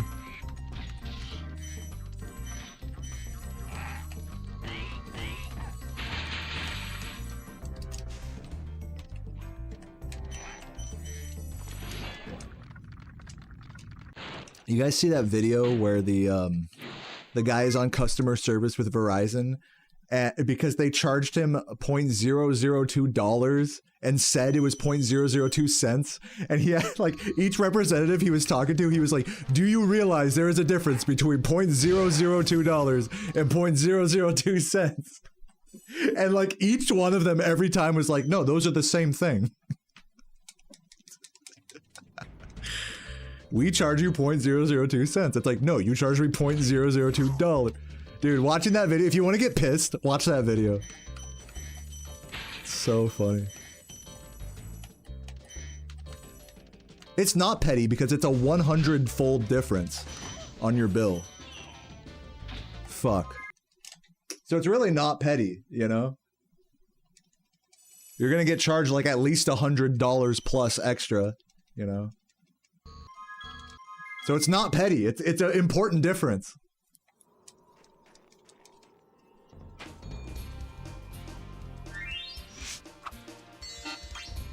How do you pay that amount? Watch the video because it's like, you don't pay less than a cent. You end up using, because it's like per kilobyte, which, you know, you're using up like so many kilobytes like at a time. Oh, it's been peaceful. Of like cell service in another country.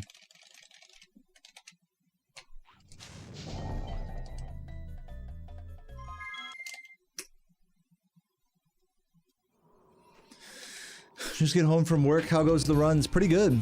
Pretty good. But yeah, no, definitely look up that video on YouTube. Like worst customer service call ever. So funny. That makes sense. Haha. Yeah, the fucking puns are never ending in the comments. Okay, rolling. Oh, it's been peaceful. Have some Red Bull. Nah, dude. I was just talking earlier. I don't identify with Red Bull.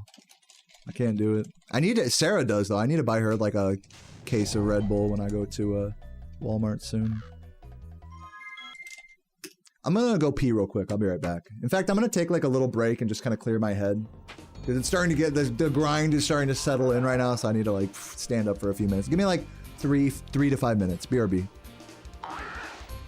Enjoy demo mode.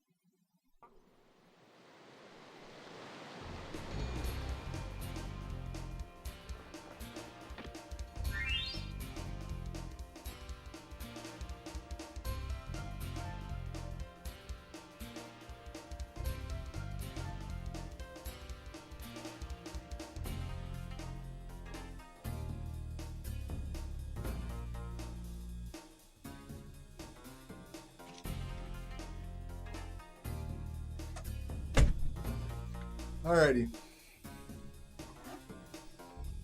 Oh.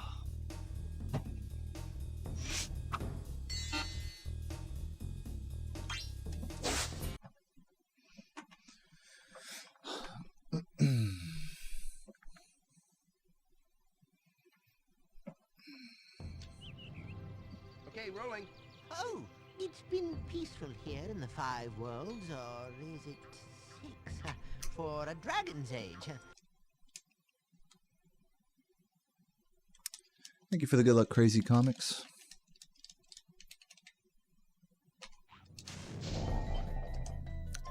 Slow.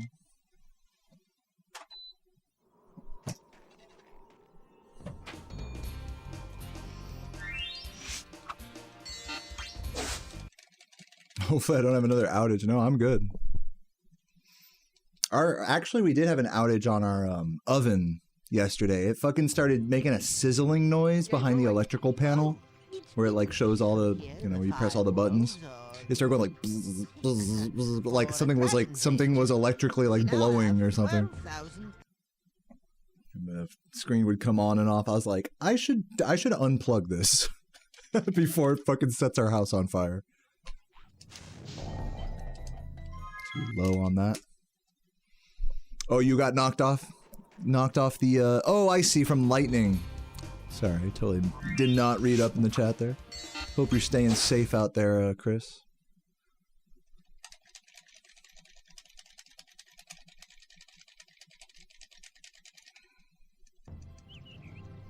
Okay, 8 to 10 cups of, are you guys talking about coffee? Yeah, you guys talking about coffee. Yeah, I probably have drinking, I've drinking usually most days a,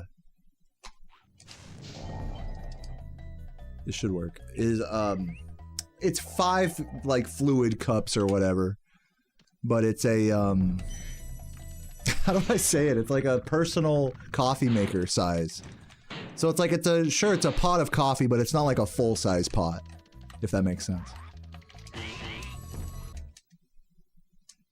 Personal pot. I drink a personal pot's worth every day, basically. Yeah, that's what I'm saying. It's hard to measure cups of coffee because a lot of coffee mugs, especially in America, are fucking massive. It can easily hold like 3 like measurable cups worth of liquid in them.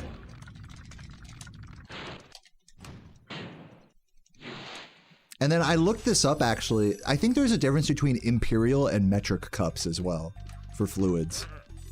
Can anyone confirm that? Isn't that fucking annoying? So we both share the same, like a similar unit, but they're different depending on the system. So an American cup is like literally larger than a metric one, even in like baking and stuff.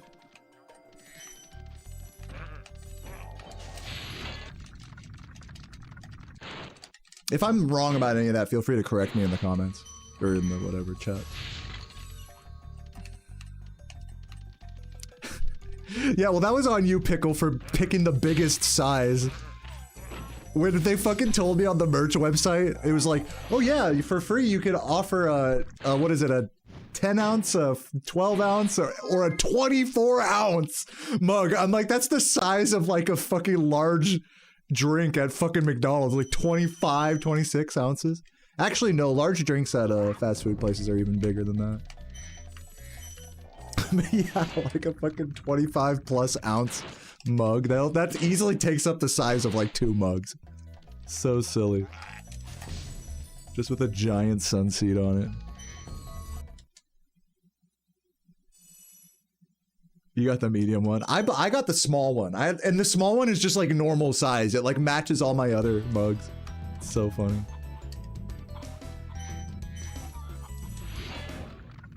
If I ever get more credits to my account that I can buy my own merch, I'll definitely buy a giant mug for funsies, just to see how big it really is in person.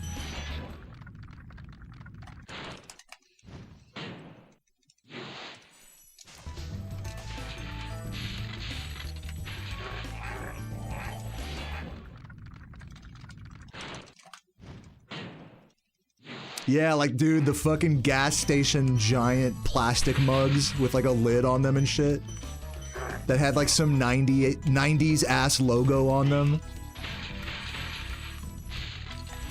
The fucking super duper gulp. I have one of those back in California. I remember buying one. I saw it at the 7-Eleven. I was like, I gotta buy one. It's like too iconic. I used to watch like a blues band when I was a kid. Like we'd go to fucking bars on the lake in Missouri, and we'd see this blues band playing, and the fucking keyboardist, his name was Big John, and he always had one of those 7-Eleven big plastic cups right there next to the keyboard. Dude, that guy was fucking such a unit. I don't know if he died. He might still be alive. He might have died. I know his wife died.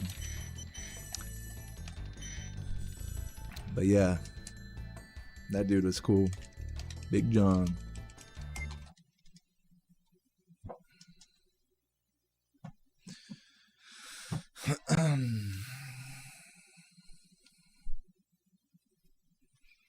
Ever seen the world's heaviest mug? Oh yeah, out of what's it made? Tungsten or whatever?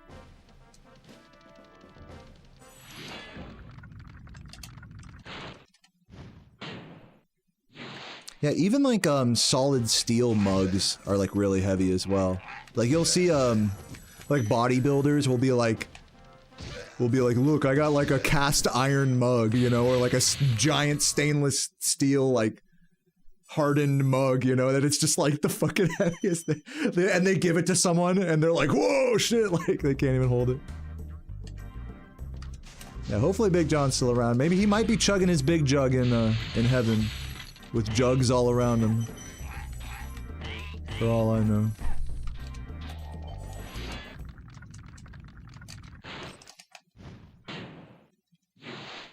Fastest artisans recorded? I don't know. In any percent? I don't know. Like high 1140s?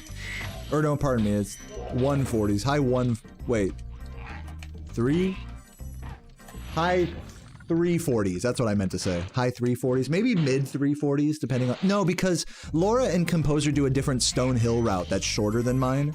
So their runs are like always in the 340s. So I actually don't know the answer to your question. Unfortunately. For me, it's like high 340. A 349 is like a perfect artisans for me.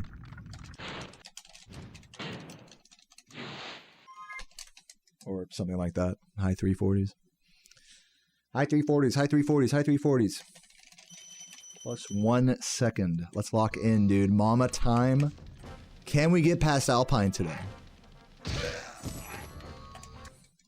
Let's see. Oh.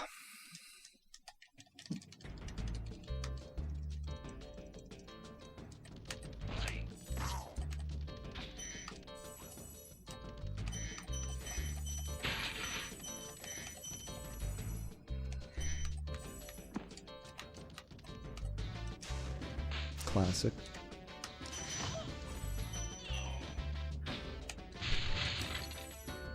Pretty slow, but whatever. I really need to start speeding up. Now that I'm like not doing the double gem thing anymore, I need to start speeding my mamas back up a little more. I'm just wasting time. Even when I don't miss the cauldron, I'm still kind of wasting time there.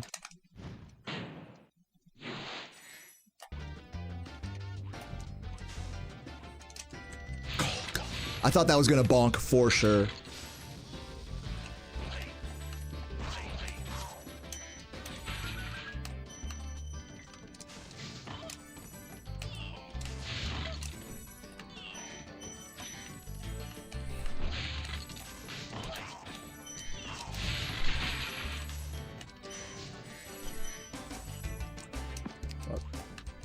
Classic. Classic that recovery.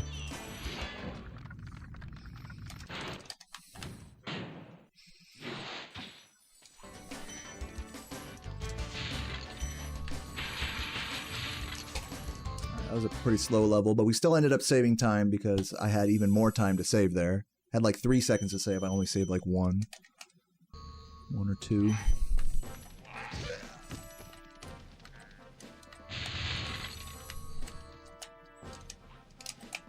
Good.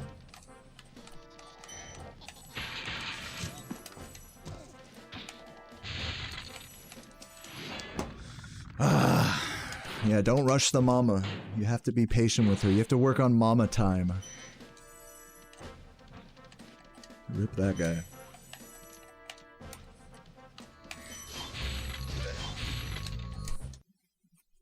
No, I'm not scared of bubbles.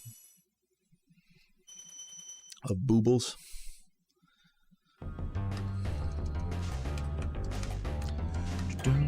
Walking up to the pearly gates and it's Big John, dude. When I die, I already know Big John's gonna be welcoming me. He's gonna be like the angel that welcomes me into the into heaven or whatever. Being like, son, you did good. Like old sensei style, you know? Holding the fucking baby. We cheers our big jugs full of our favorite beverages. And ride off into the sunset.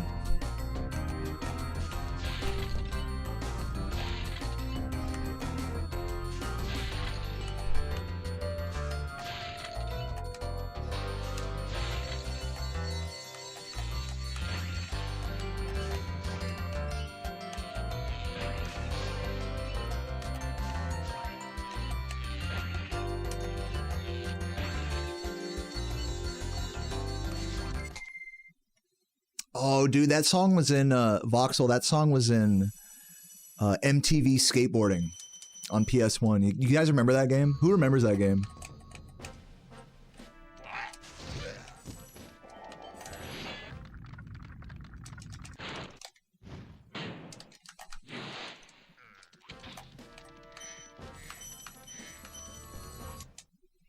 What's up, Royal? Oh, thank you. I'm feeling cute now that you're here. Gassing me up.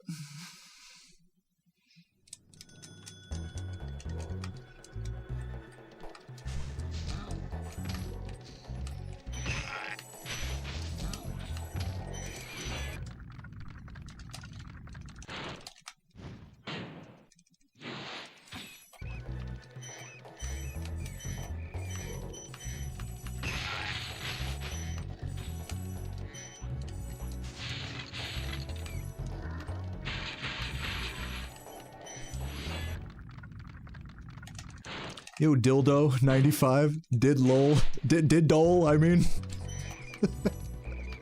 that had to have been intentional.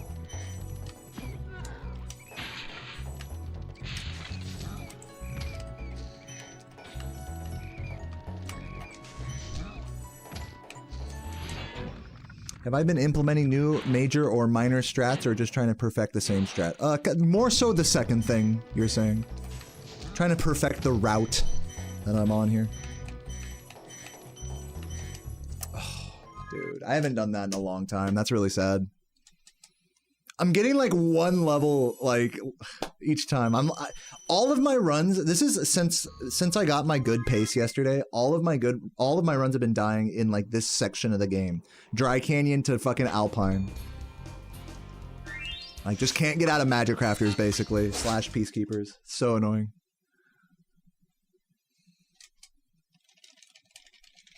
What's up, Whitebait? I mean, it's fine. I feel like we're gonna get a run going here eventually. I'm not like too worried about it. And I'm also just fucking generally just chilling.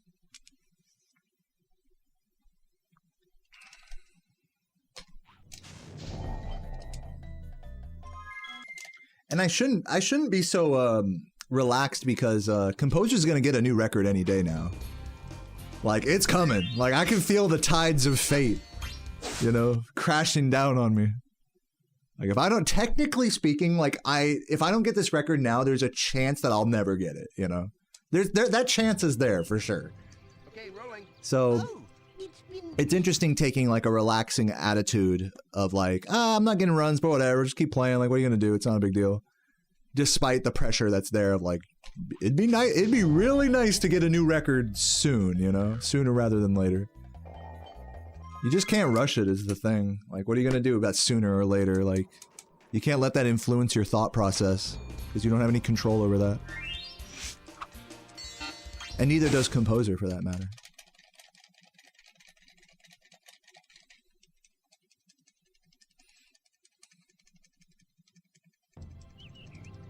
Okay, rolling. Oh, it's been peaceful.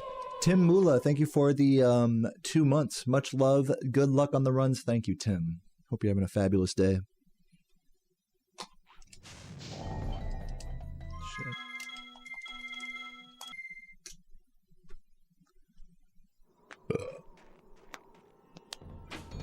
Composer likes bulldog. What should I send? Should I send Composer some ramen and fatten them up? So that way they turn into a that way they turn into a big fucking, like, the, what is the Charlie and the Chocolate Factory? Turn into the Blueberry Girl, and then she can't reach the controller, you know? Okay, rolling. Oh, it's been peaceful.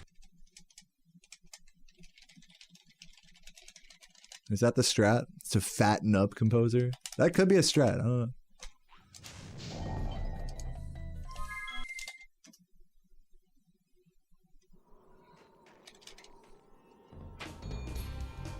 Actual ramen. Actual ramen. Actual fucking ramen. Friday time. Is it Friday today? I think that's why I'm so chill. Yeah. Happy Friday, everybody.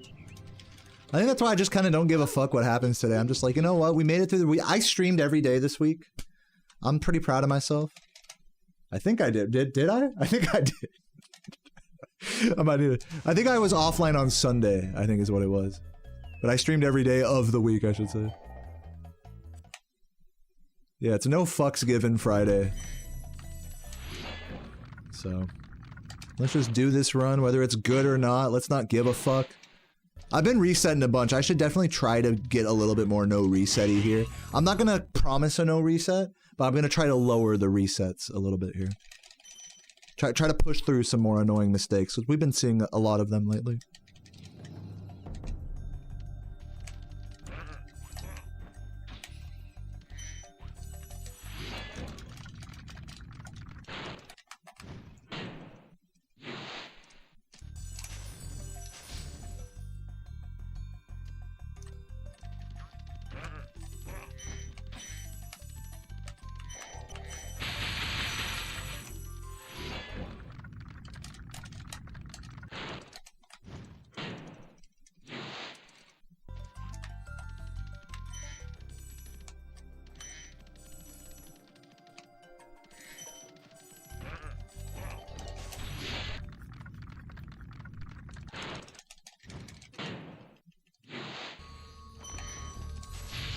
No. The fuck?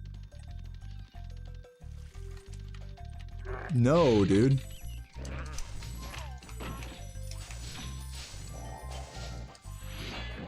So dumb. That's all I gotta push. Push through it. Push through the bullshit.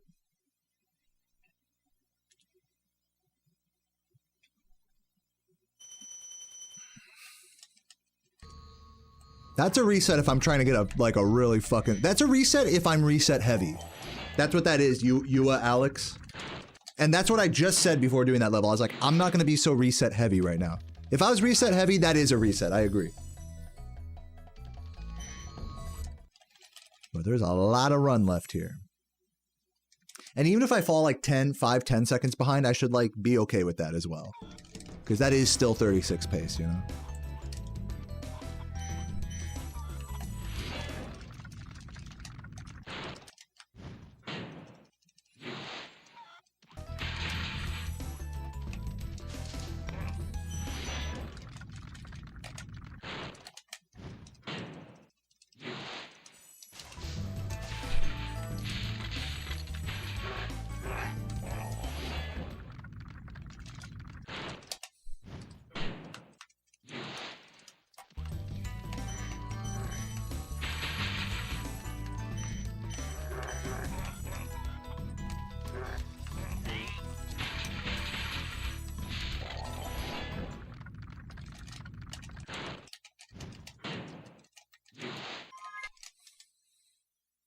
New game to play if I PB? I don't know. No, not yet.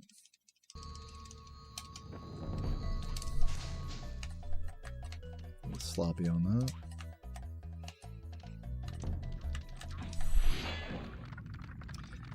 See you later, Archive Underground.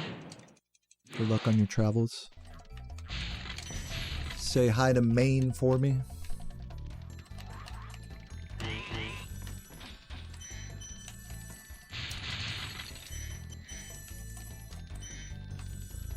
Hopefully, whatever run I finish today, I think is going to be my last run of the day. Today's not like a really hardcore grindy day. Like I said, I didn't get a lot of sleep. I don't know. Just the vibes today are just too chill for me to get like hardcore. Like, especially because I was more hardcore like yesterday. So whatever run I finish today is going to be like my only run. I'm not going to force like a long stream here.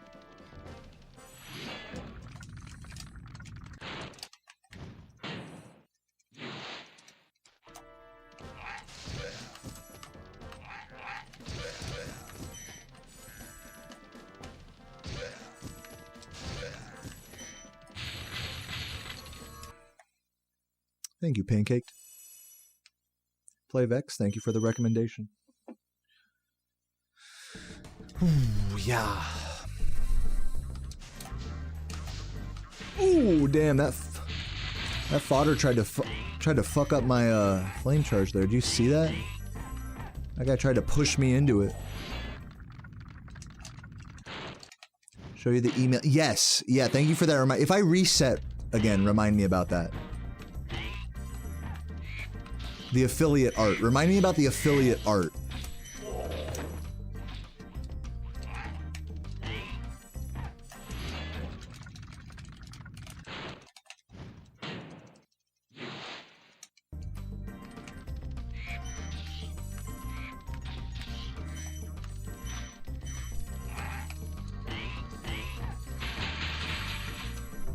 Okay, I'm gonna show you guys this. Hold up.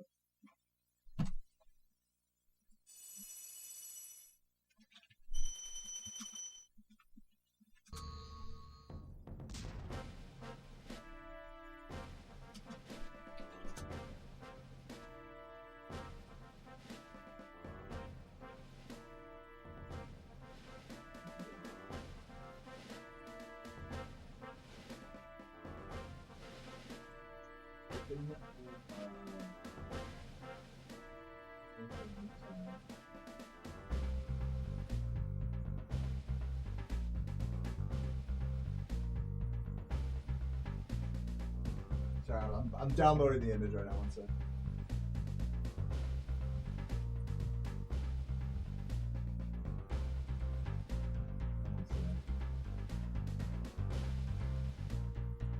All right, I'm about to flashbang you guys real quick. Are you ready? Boom. Oh, that wasn't that bad. So this, show you guys here. This is the fucking. I'll make it nice and big here. This is the fucking affiliate art. When you get Twitch affiliate, it's really beautiful. A really beautiful piece, actually. Lift it up a little bit. It's a really beautiful piece, and you know, it's not AI art, I don't think. But every time you get affiliate on Twitch, like your account, you stream, you get affiliate, you get this email that says, "Good job, you just got affiliate," and then you get a different picture like this for partner. Now, the affiliate one is so interesting to me because there's a whole metaphor happening in here, which is like maybe pretty basic to you guys, but I think there's like an interesting subtext to it. That like all of the small streamers trying to get affiliate, grinding in this millions of people rat race to, you know, try to make a name for themselves on this website. Those are these people sitting here outside all mystified. You can tell they have blank looks of confusion on their face. Like they don't really know what they're getting themselves into. Meanwhile, one little guy down here is like super excited. This is the guy that's like posting on Twitter, you know, like, "Yeah guys, I just got," like literally posting this image. Yeah. And it's like fucking Jeff Bezos up here is like sending a fucking owl to say like congratulations, like it's Harry Potter. But then like in the background here, so that's like all fine and good, right? That's like the hobbyist small streamer being represented here. That's just, you know, doesn't know what they're getting into, you know, but they're just having fun. But if you look behind them, there's this gigantic dystopian industrialized hellhole, overcrowded of affiliates, partners, like this, that's where they want to go?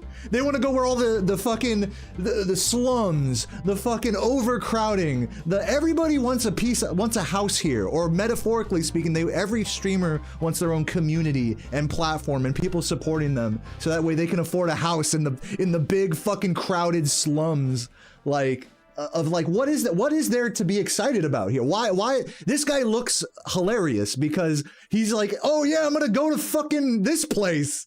It's like, what is this place? This is terrible. You don't want to be here. So what, you could extort people for money so that way you can afford to continue being there indefinitely, so that maybe one day you'll be like Jeff Bezos at the top of the tower, or like fucking Kai Cenat or someone, like you got the fucking big sword house. What is there to be gained from this whole pursuit is like kind of what this picture begs to ask. And so I just find the whole metaphor, as simple as it is, I find like the dark, insidious underlayer of it so interesting. Because this is the shit that, again, people are posting on Twitter like, yeah, I did it. I get to go here now. It's like, and this is them trying to make it look good too. Like, this is Twitch's own art.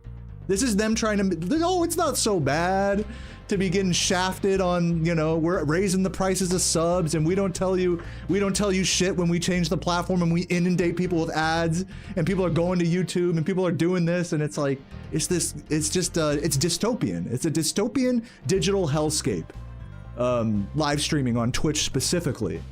And so it's just funny. It's just like funny to get excited about it. There's an interesting irony about being excited for something like that. Not that I don't ascribe to all of this. I speak about it because it's like I'm a part of this. Like I'm one of the houses, like inside the castle, metaphorically. And so it's like it's like a quest for disillusionment, you know.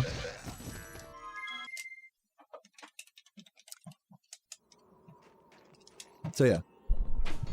That was my artistic analysis of the Twitch affiliate congratulations email. I hope you guys enjoyed it. Maybe I'll do that for the partner email as well. And to everyone who did not care about that, let's get into another run, shall we? Let's just fucking keep this moving here.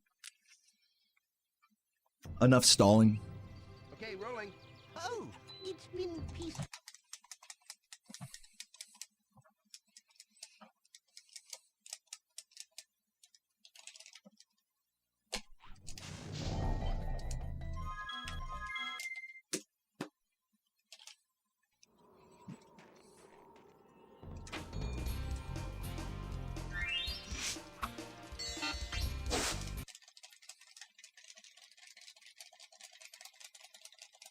Yeah, I agree with Fletcher. I think that metaphor could apply to any sort of corporate congratulations email. Like, congrats, you're climbing through this dystopian ladder where the higher you get, the more you're like, you know, the more you realize that the people are being stepped on. People are being like, you know, exploited and shit. You are being, the higher you climb, the higher you are exploited, you know, in a sense. So congrats. Congrats. Your whole life is on the internet now. Congrats. You have zero privacy. Not that you had any to begin with, but now you live in a nice house.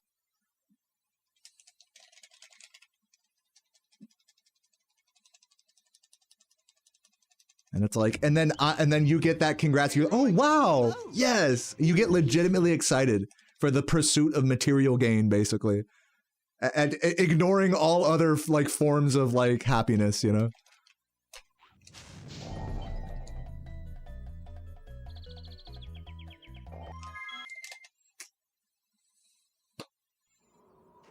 Is Composer a furry? I don't think so. Maybe. I mean, they didn't bring like a fursuit to ESA, if that's what you're asking. But they might dabble, for all I know. I'm not sure. A lot of Spyro fans are furries. It's been peaceful.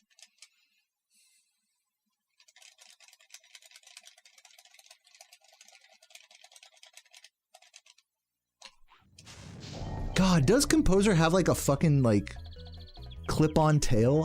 I don't want to like put words in their mouth. I don't want to say something that didn't happen, but I feel like I saw like in the hotel room, I feel like I saw some like clip-on tail, not like tail butt plugs, but like a clip-on tail or something that you could just like wear like hanging out your shirt or whatever, you know, just funsies.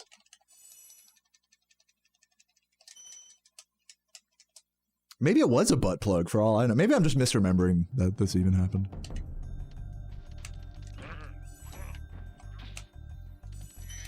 I feel like I saw a tail somewhere at ESA. There was a person at ESA, not Composer, but there was a person at ESA that was in a full fursuit.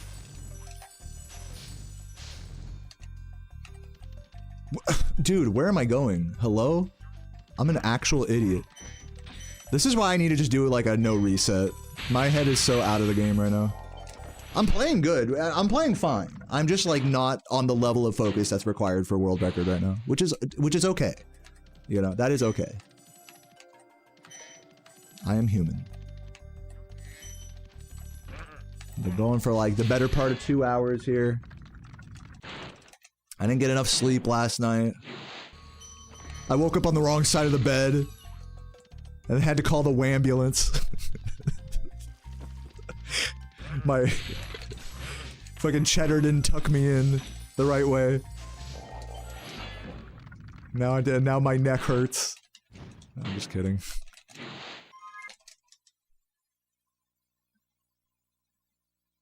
The blue at the top of the tower takes 2 seconds to grab for 6 gems, which is like barely not worth it. Same thing with those gems right there. Like you could grab either or both of those for extra gems at the start, at the cost of like around 2 seconds each. Composer doesn't go for them, so, you know, and also if you do the gem route correctly, then you technically don't need them. They are technically extra gems on this route. But they're not bad choices. If that makes sense.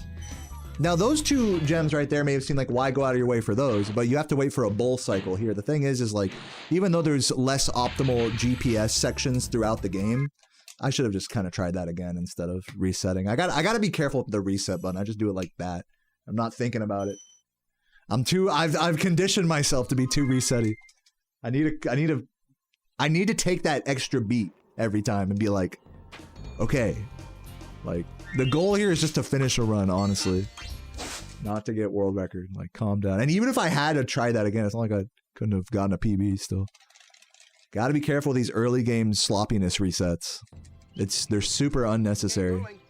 They're hard barriers in this game, actually, for both any percent and 120%. Early game resetting is a serious mind virus in this game.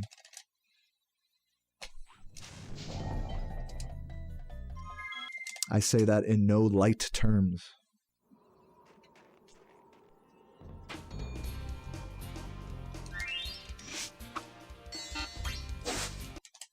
But it's all good. Sometimes you just can't help yourself.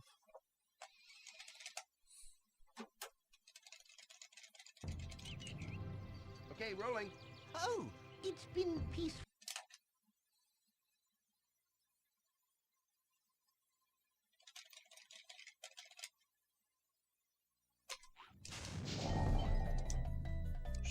Almost, man. That was like really good. That just barely didn't work.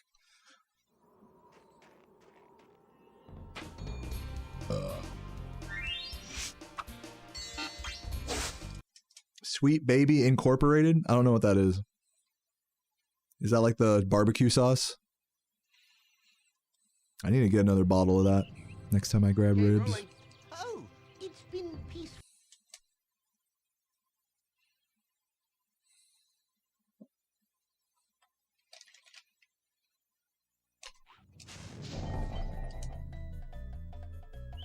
Dude, full stuck? Okay, whatever. Fine.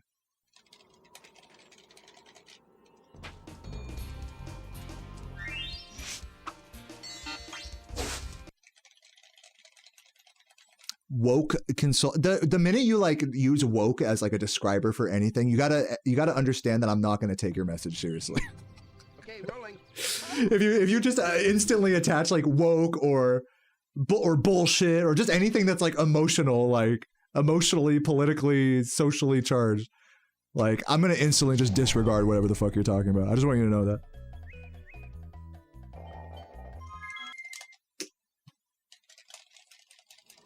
It doesn't even have to be about like woke versus like conservative or righteous or what have you. It's just like this bullshit thing that's like fucking like, all right, okay, calm down, man. Like, calm down, buddy. It's all right. It's all right. There are people that do shit that is disagreeable in this world. There are companies that are just there to fuck you over, that believe in the exact opposite thing that you do. No morals, no ethics. These woke companies are just, they're not going away. It's a part of the world.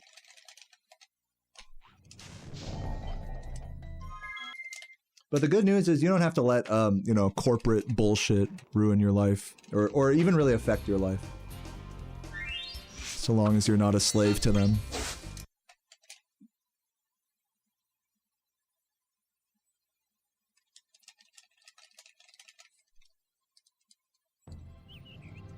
Okay, rolling. Oh, it's been peaceful. Pretty offensive using woke. I just find woke to be a really funny term. It's just funny. It's like you describe anyone who describes shit as woke is like, it's just like instant like agenda. You know what I mean? It's just funny.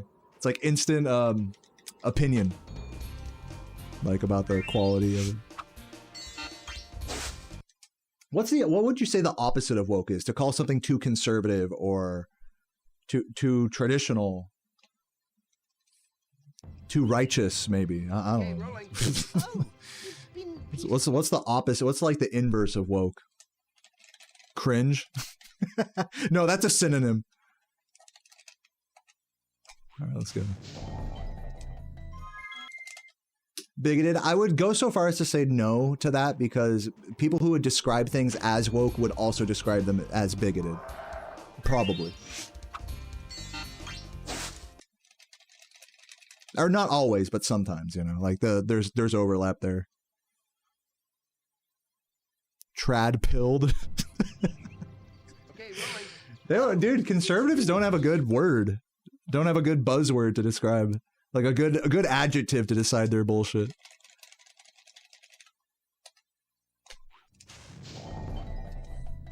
Trad pilled. That's so whack. Oh, red pill. Yeah, that's like what something pill. Anything pilled, right? Is kind of like that, I guess.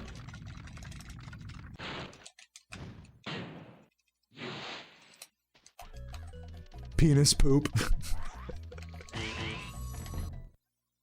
Rich white man. Am I a rich white man to you, Voxel?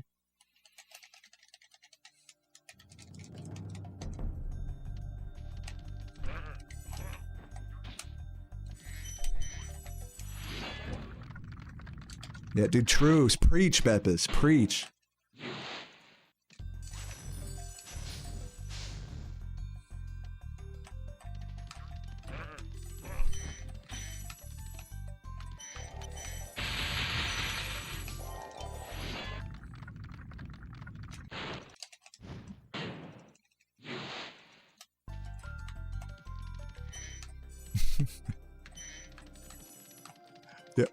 All right, everybody, listen. Michael comes in. All right, guys, listen. Let's just all agree that both sides suck. We're doomed, and let's all have butt sex. Who's with me?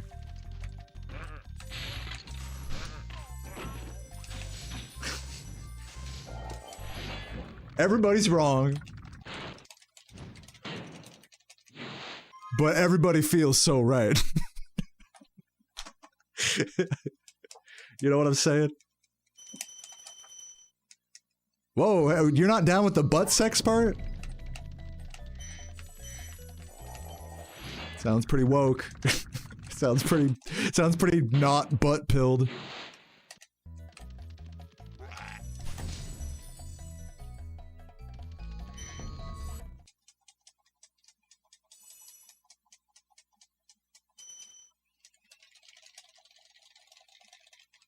I'm butt pilled. I love butts. Butts are great. I don't love poop. I said I love butts. You're trying to make it about poop. Reflecho.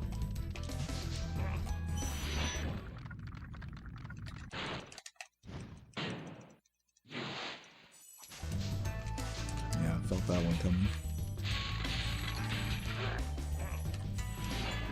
What's up, poopy pants?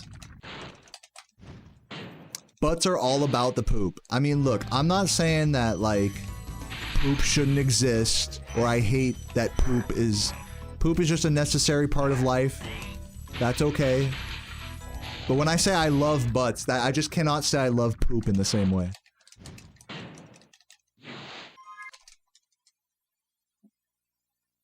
And that's just the problem with anal. Like, that's just the fundamental problem with having anal sex. Like, we love butts, but we don't love poop. Like, it's truly a great conundrum of our humanity.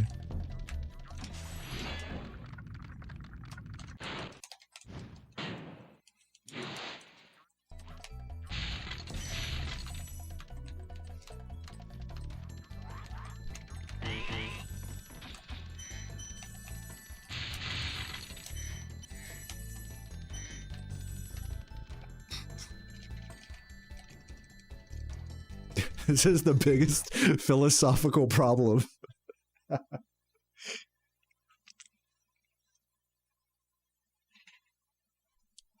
Woke ass butt liver. They probably sell that at like a good barbecue joint.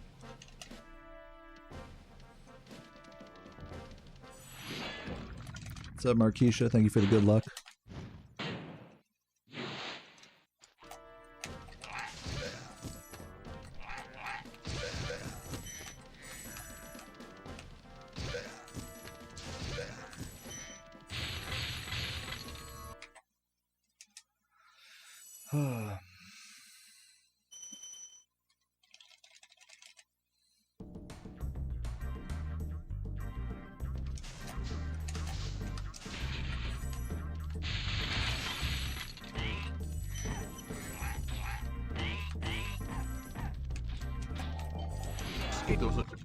Yo, Ghost with the 5 gifts. Thank you for the fucking gift bomb.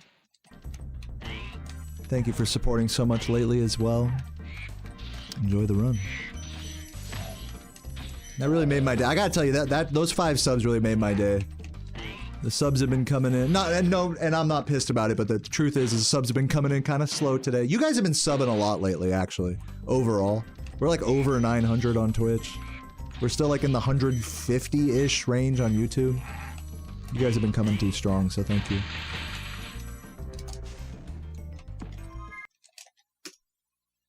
But yeah, first gifter of the day, Ghost. First try nasty, I say as I reset. Dude, yeah, I'm getting to a point where I might have to no reset a run that misses a Peacekeeper's trick like that. But first, I'm gonna go pee real quick. Give me just a minute. Sorry, I've been taking a lot of breaks here, but... yeah, just give me a couple minutes here while I refill my... I've been chugging water, by the way, so hey, what are you gonna do? Cheers, everybody.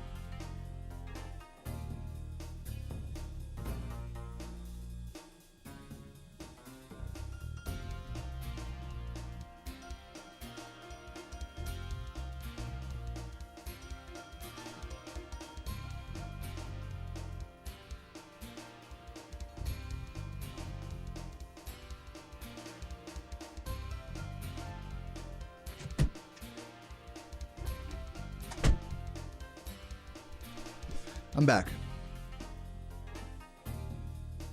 Sorry I took forever. And you'll notice I'm wearing my Smokey Bro shirt right now. Young and hungry. Which I will promptly take off. Before I start my next run here. But I'll tell you guys why I was gone for a little longer than I said. I had to go on a bit of a journey there. I'll tell you guys all about it. So I went outside onto the patio to go smoke a bowl because today's fucking trash anyways. Like, I'm not gonna PB. I'm just trying to get a run done. And I went out on the patio and there was a wasp there. And usually what happens when there's a wasp trying to like make a nest on our patio is I'll spray it from, I'm like very pussy about it. I'll stand at the sliding door and like spray wasp spray at him and then close the door immediately. So that way he doesn't have a chance to like get in my face or anything. Anyways, so I did that, but because we're on like one of the upper floors of our apartment patio, it sprayed over the it hit the wasp, but it also sprayed over the balcony and hit this really nice car that's downstairs. It's literally the nicest car in the whole our part of the parking lot.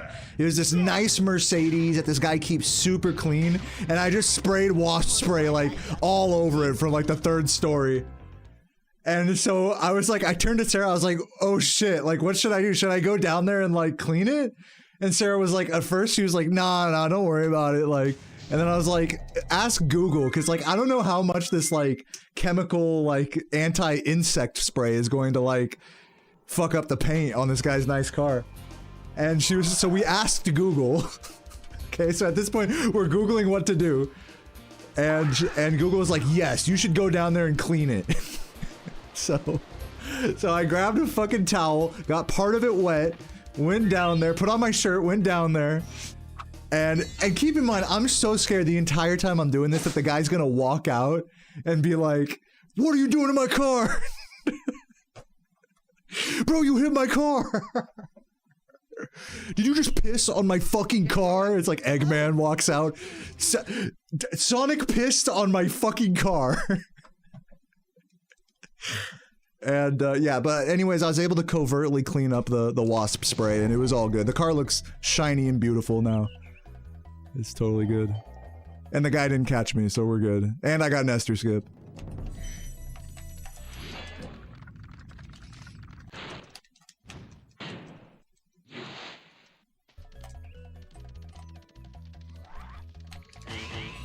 Yeah, I would have definitely needed like at least a speech skill of like 60 if that guy walked out like right then and there. Imagine he's just sitting at the window all day just staring at his car, waiting for something like that to happen. I don't know how these Mercedes owners are, dude. I don't know. Maybe they're like that.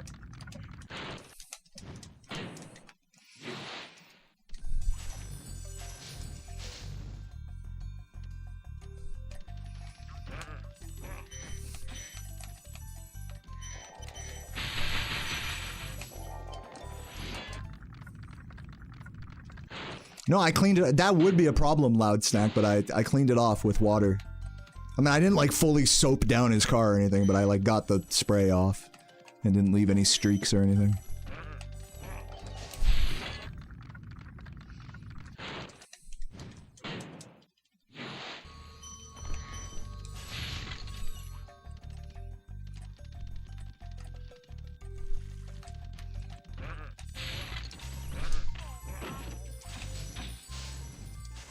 Yeah, no, literally, that's the exact kind of adventure you end up going on right when you smoke weed.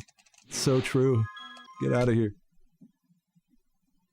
It went from, like, I'm killing a wasp to, like, I'm cleaning this guy's car now. Without him knowing. Against his will.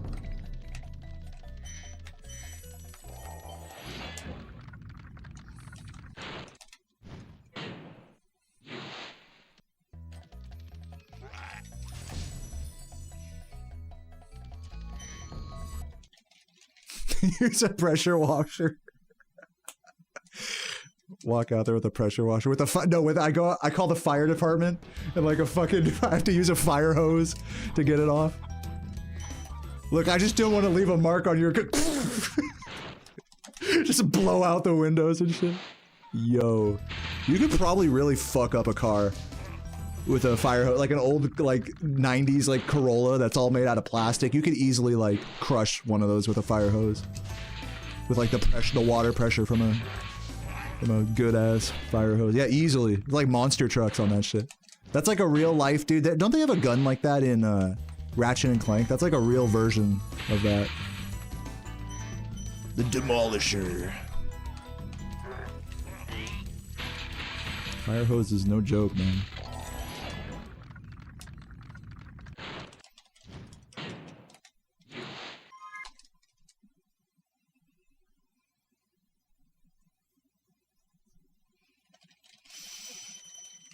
Okay, losing a second, but that's all right.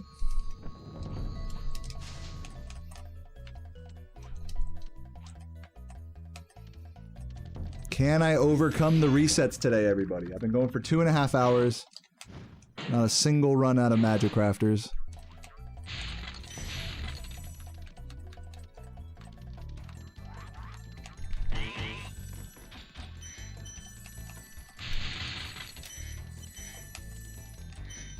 I gotta remember not to reset, so I gotta not give up so quickly if something goes wrong. Like if I miss Dry Canyon Wall Glide or have to turn around for a gem or something, like I gotta be careful not to quickly just give up and like pause and exit, you know? I gotta be ready for like the 10+ second time losses. I gotta mentally prepare for them. But of course they're not gonna happen, as you guys know. Ray Topo, thank you, or not thank you. I'm doing good, man. Chillin'. Hello to you as well. I'm used to saying thanks for the good luck to everybody. When someone just says hello, it's like, thank you for hello.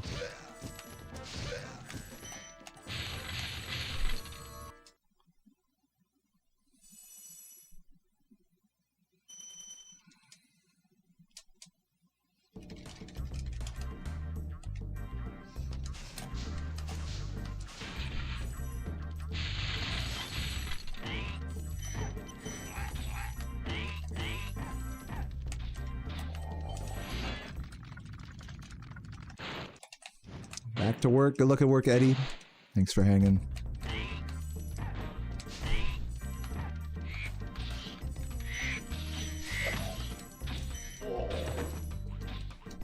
Jump. Oh my fucking god.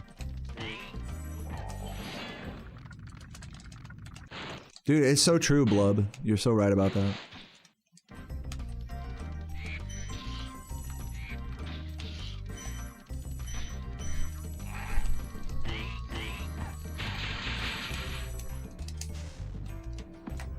Okay, don't reset. I almost hit the pause button there. Don't reset yet.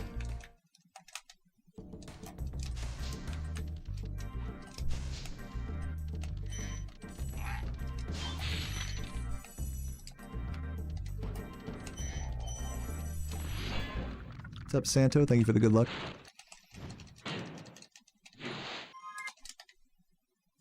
$17. Ouch. Can we bring it back is the question. I think I reset this if it crumbles. Like in Magic Crafters. Like if it goes down to like 40 plus 30 plus 40, I'll consider a reset around that point.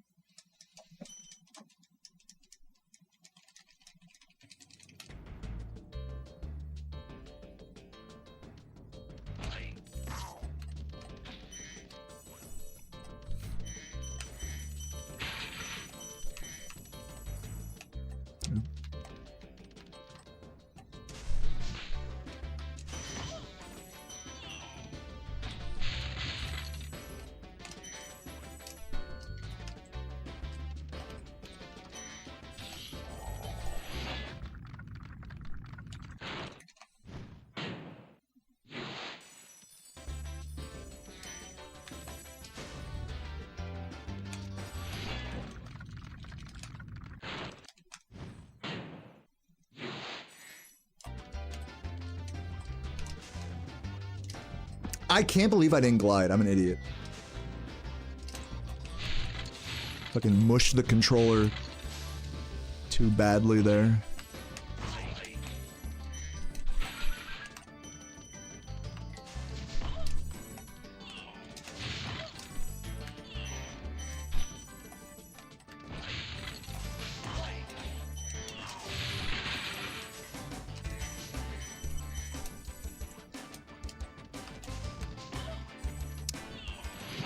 back up on this blue.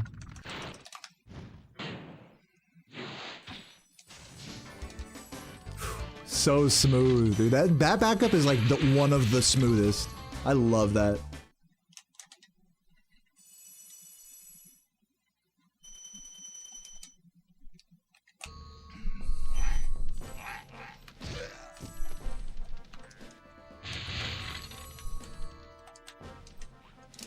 Where's the I fucking, dude, I'm checking the tapes. I'm resetting this and I'm checking the tapes. I fucking pressed X, so, like, hold up.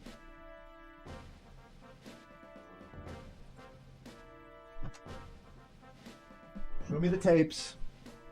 Did I press X there? Let's find out. Paying attention to the input display up here.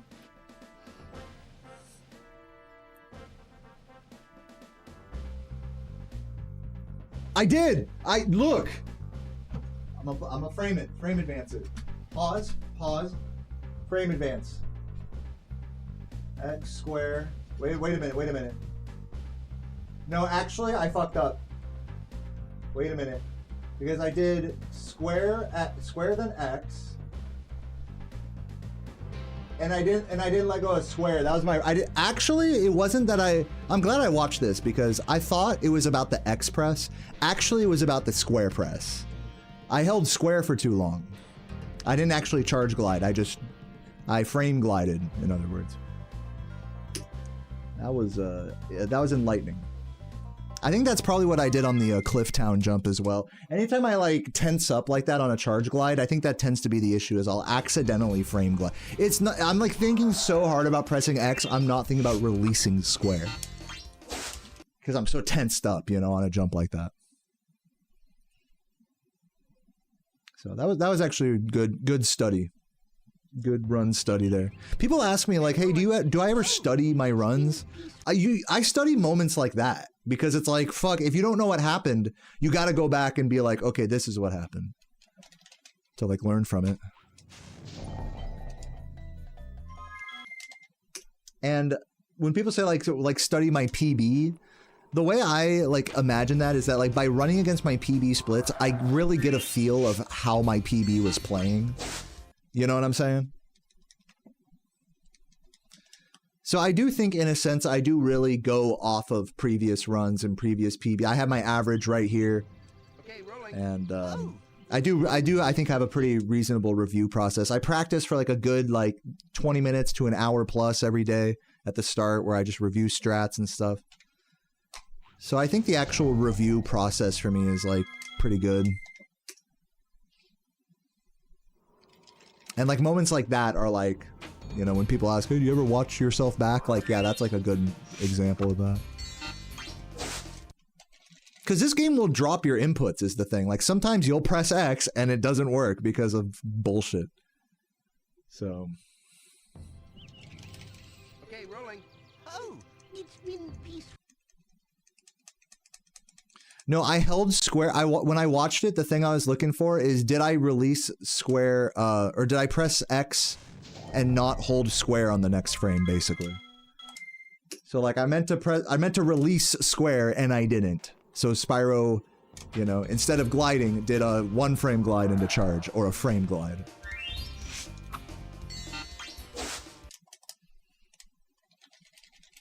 So it's not about pressing X, it's about releasing square. I gotta remember that. That's been my issue lately.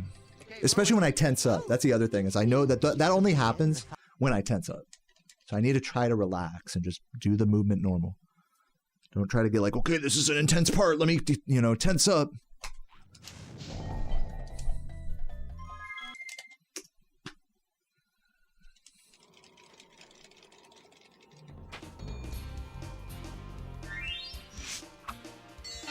You're introducing me to your roommate. What's up, Harvey Weinstein's roommate? Dude, you know his fucking username is Harvey Weinstein on YouTube? Isn't that the guy that fucking was like an evil movie executive that like, like assaulted a bunch of women and shit?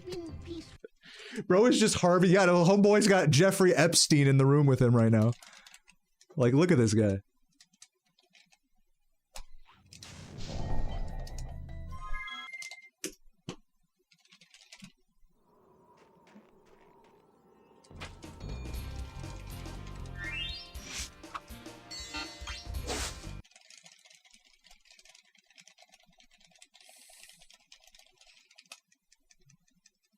Some people might troll me. It's true. Ever since I started streaming on YouTube, I learned that the hard way. These people are just gonna troll you. If you get mad at people in the chat, like legitimately, they're gonna keep like poking at you and making alts and stuff and doing that. You gotta know when to pull back. Is this gonna work? No, almost. I had that last run too, I really did. Gotta bring that same energy to this next run.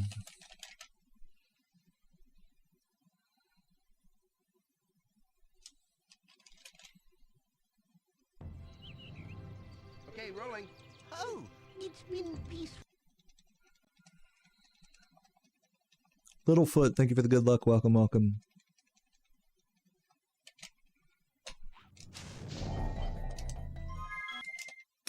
Horrible Nestor attempts. I'm sorry for your roommate, by the way, Harvey.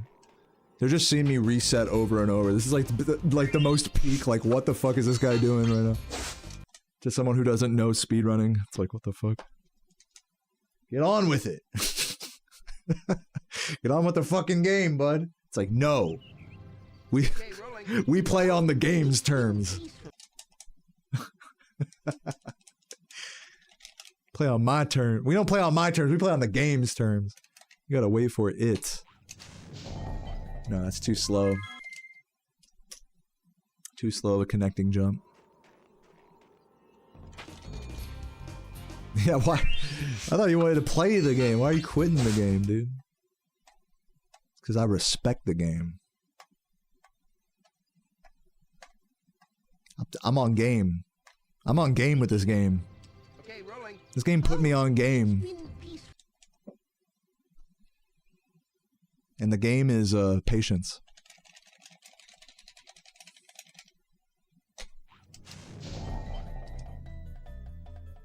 See, look at that.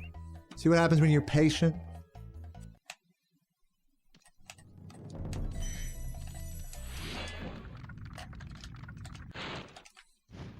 Gather yourself. I'm fine. I'm fine.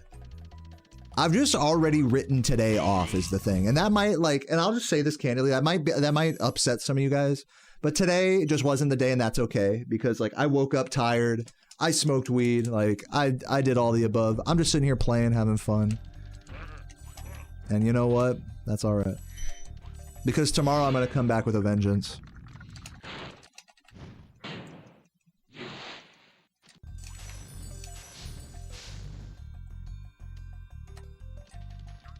So today is just fuel for the vibe fuel for tomorrow. That's how I see it. Yeah, I do it on occasion. Anytime I smoke weed before playing Spyro, I just can't get PB that day. That's just how it works. But it's good overall. And this is my cope. You can call this a cope if you want, but it's good overall, I think, because it gets me into this, like, I don't have to be the best kind of headspace. Which is really important for me to feel, like, at ease and, like, able to play well and stuff.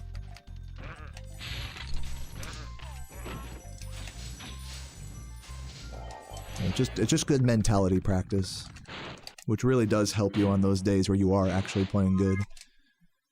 It's always like one or the other. It's either like you're playing good and getting good paces, or you have a good mentality. It's so hard to have both at once, you know? I mean, just by virtue of getting good paces, you're gonna be, like, tested more with your mentality. Because, you know, better runs are gonna choke, basically. Is how that goes.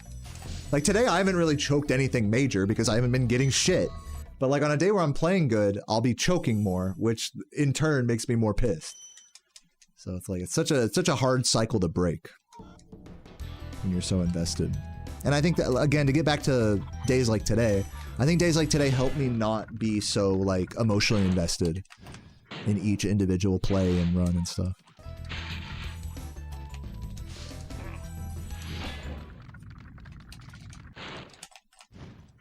So yeah, TLDR morale boost day, exactly. Classic this. I gotta, like, practice that fan chest. Someone remind me when I'm warming up tomorrow to look at that. I got that. Like, I can totally get that, no problem. It's just, like... dumb.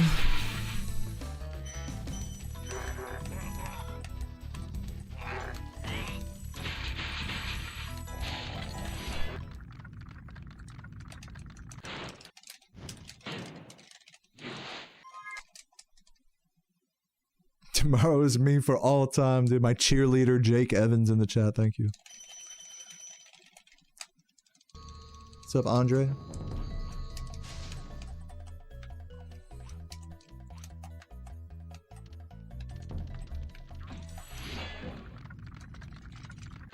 Hypno got the 101 world record in CTR. Oh, I thought you said just... I thought you meant like just now. I was like about to start hyping, like, yo. About to say GG in spirit.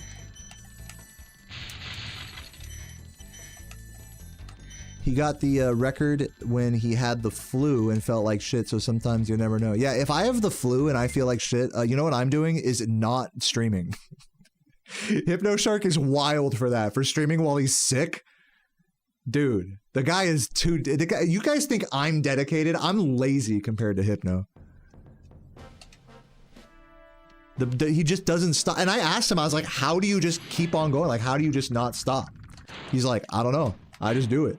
That's like it. I was like, all right. Like, there's no secret sauce to it, is basically kind of all he said to me. He was like, listen, man, like, if you want me to give you the secret, there is no secret. Like, he told me it very plainly. He was like, look, you just gotta stream every day. Like, he's like, I know you, like, he wasn't trying to, like, make me do anything, but, like, kind of with the implications, like, he's like, I know you can do that. I know you know what to do. You know?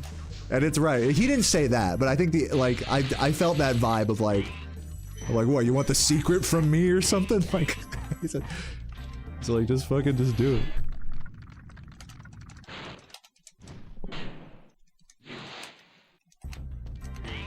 Yeah, it's just, I mean, it's just discipline. Everyone's got a different level of discipline with every little thing they do. And it's just a skill to work on.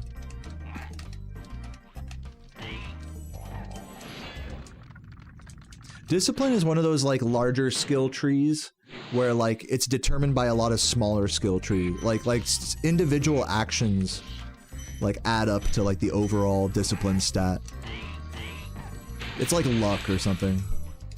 It's not like luck. I'm talking about, like, in video game RPG terms, where it's like, it's just a really broad kind of concept skill. You know what I'm saying? Yeah, it's just a habit. It's a synonym is what it is for just habits. Daily habits. That's a more clear way of saying it.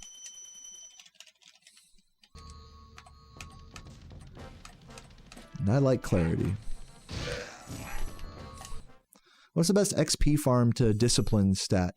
Best XP in the discipline stat is literally just doing anything, just the same day, like, or pardon me, doing anything every day. It's actually a weird stat because it doesn't, like, give you extra XP, like, in any particular, like, field. Like, you don't get any buffs in discipline. That's why I say it's like luck, you know? It's not like a stat that you can, like, fucking control and do all that shit. I should have paid way more attention on that, mama. That was on me. That was an undisciplined mama.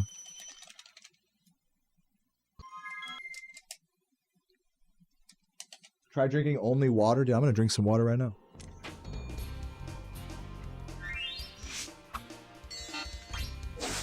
Yeah, I think a lot of people look at it like it's also, about, not just about doing one thing consistently, but about, not doing other things that take away from it. Like someone saying drink water every day. It's like implied is that it's like you're not doing like other drinks. So it's like the discipline there is like less about the drinking water. Like I obviously drink water every day, but the discipline part is not consuming the other things. So that's like an inverse way of looking at it.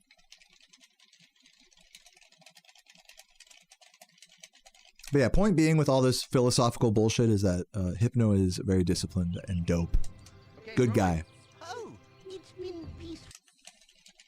Jaska, thank you for the 23 months and the good luck.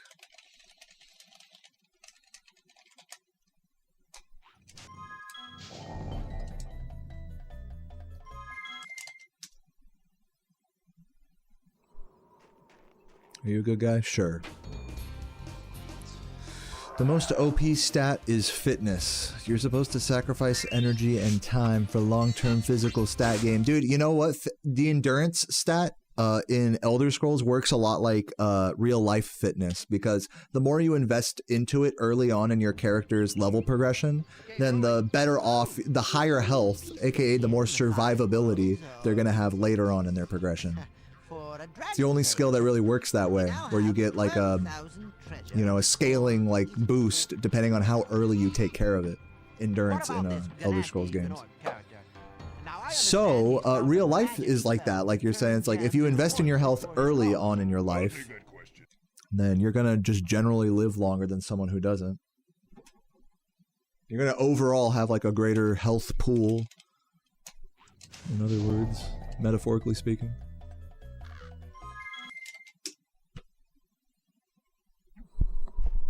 I think my personal like real life endurance stat, like fitness stat, like, I'm just gonna call it real life endurance stat. I think my real life endurance is probably like higher than most people. Like, I think I was just blessed with some really good genes. And, I'm not like totally sedentary or anything. Like, I have some degree of like an active lifestyle. I definitely could be a lot more active.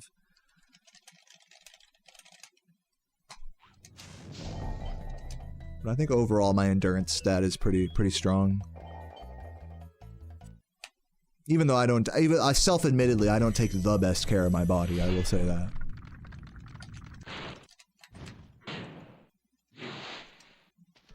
But also I don't treat my body like shit either, I guess is how I'd say it.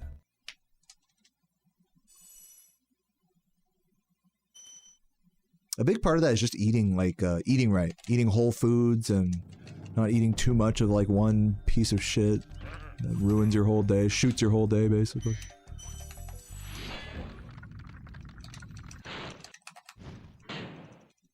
Not eating a bunch of processed shit as your only meals. That's like the most insidious one, right? Because it's like so easy to live off of like processed like food, like especially when you're traveling. And when I say processed, I mean like fast food, like even like most like, how do I put this? Most restaurants like serve some form of processed food to you, you know? Like you get fried food, obviously, like there's more processedness in that. A ton of oil, you know? I don't know. I don't know what I'm trying to say here, but like I'm trying to say eating right is hard, and that's like a big part of your endurance stat, I think. On top of genes. I'll say this, I eat right, I just eat too much. That's all. I pick the right foods. I just, you know, too much of a good thing.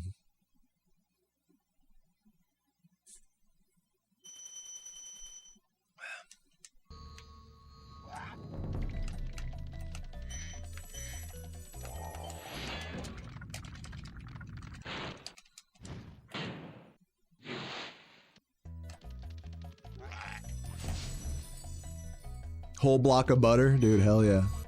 Dude, do you know how much butter cinnamon rolls use?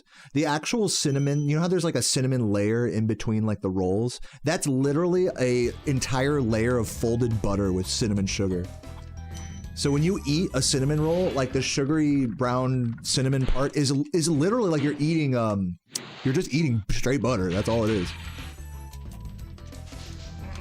On top of all the butter that's already in the pastry and shit, you know what I'm saying?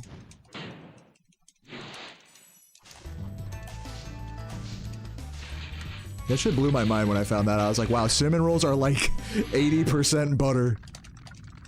Or something. Which is funny, because to me, they don't really taste like butter. They taste like cinnamon sugar, you know?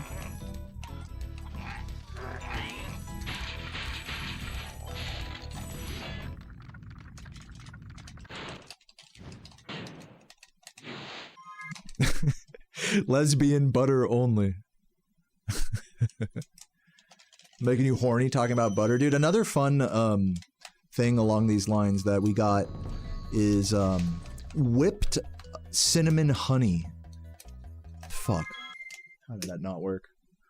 Whipped cinnamon honey, dude. That shit really good on like a nice piece of white bread.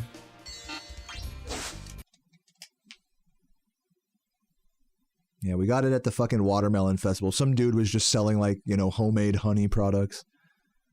Sarah was like, this shit would be really good. Oh, it's been peaceful. Whipped honey changed your life? Yeah, that shit kind of goes hard. I haven't tried it yet though. I can't speak to it. It just looks like it goes hard. I've never had like enough of a sweet toothy mood to try it.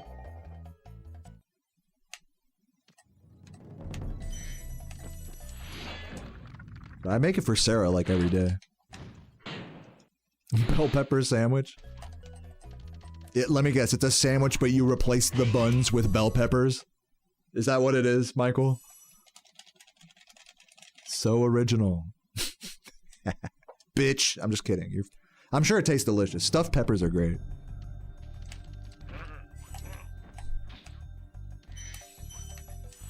What I do actually for my sandwiches, I do a funny buns, like vegetable bun strat with my sandwiches.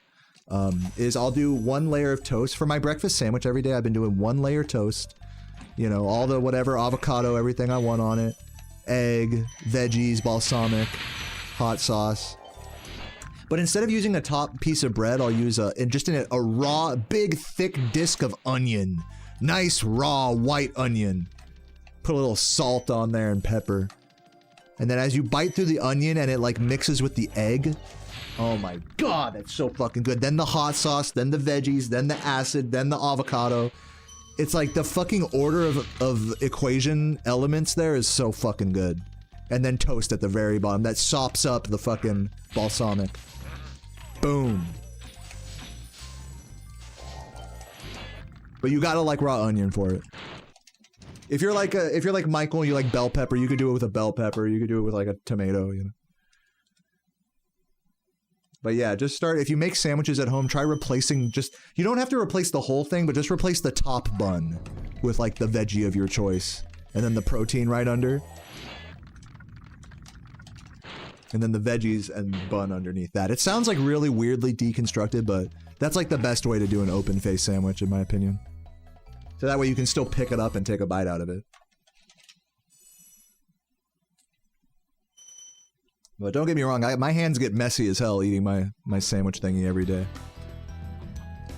I have to fucking like wash my hands under like boiling hot, not boiling, but like really hot water with soap for like at least a minute straight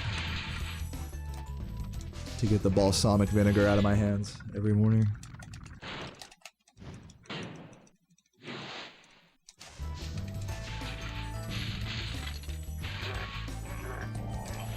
Finally getting that right.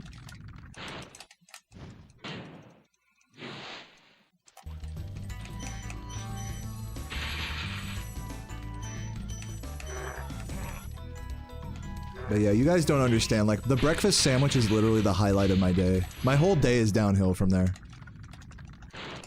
Which is saying a lot, because I love fucking streaming and playing this game. But I love my breakfast sandwich even more than I love you guys. Even more than I love my mom. Okay, I'm just kidding. Now I'm getting too crazy. I love my mom more than the sandwich. I'll give it up. When my mom's gone, the sandwich will still be there. I can't say the same thing vice versa. I don't gotta stress the sandwich. Stress my mom. Dude, shoutouts to my mom actually, because she fucking booked, like, dude, she's been like the hotel booker lady. She fucking booked our hotel in Kansas City, where we're gonna see Chapel Roan, and I'm gonna celebrate Sarah's birthday with her. It's gonna be fucking amazing. I mean, I don't personally care about Chapel Roan. Music's alright. The music's good. Music's catchy. But, yeah, I'm just excited to just fucking travel and hang out in KC. I fucking love it in Kansas City. All the fucking old school, kind of upscale bars and shit out there. Fucking vibe. And get a lot of delicious foods, a lot of barbecue and shit. Get a lot of poutine. They have a lot of poutine, I noticed. Like in these like kind of like old but like these kind of like brick downtown Midwest city centers. Like they'll have a lot of like those old time like breweries, bars, restaurants, upscale, but then they'll randomly just have like the best poutine. It's like super random.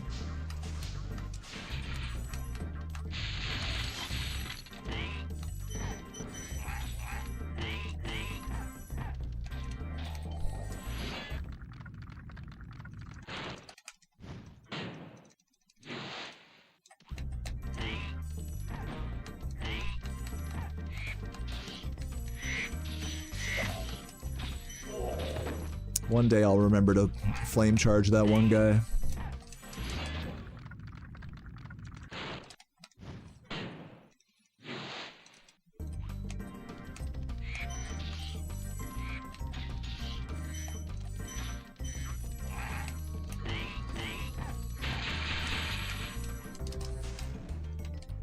See, I tensed up there on that charge glide. That's what I tend to do on these tricks, man. I tense up. In practice, I don't tense up, obviously. But on a run, I do. Gotta really try to relax.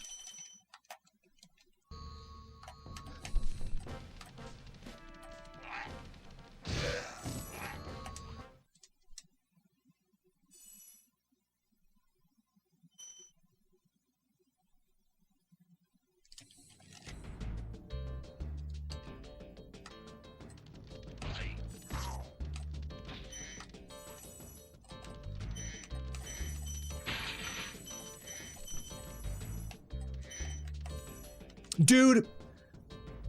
I've never done that. It's fine.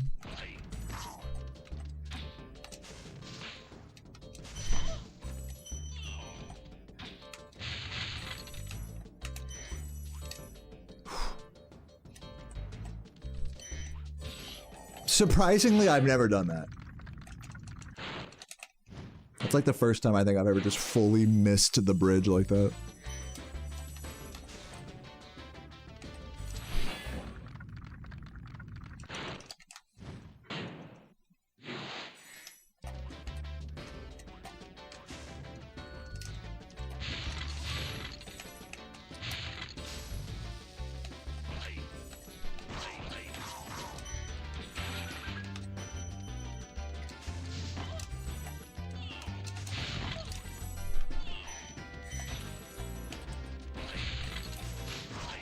Come on, no! That's the literally worst case scenario. God fucking damn it. I'm like curious to see how big the time loss is here. It's gotta be like at least 10 seconds. Maybe like 15.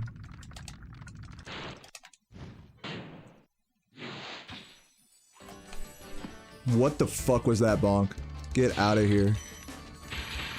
That was such a cursed cliff town, holy moly. Okay, less than... Cause I had 3 seconds to save there, 3-4 seconds. We lost about 15 there in total. The moment recovery wasn't that bad, honestly. It was just that fucking slap there. But we're still definitely in this. For how I've been playing today, I'll take that, honestly.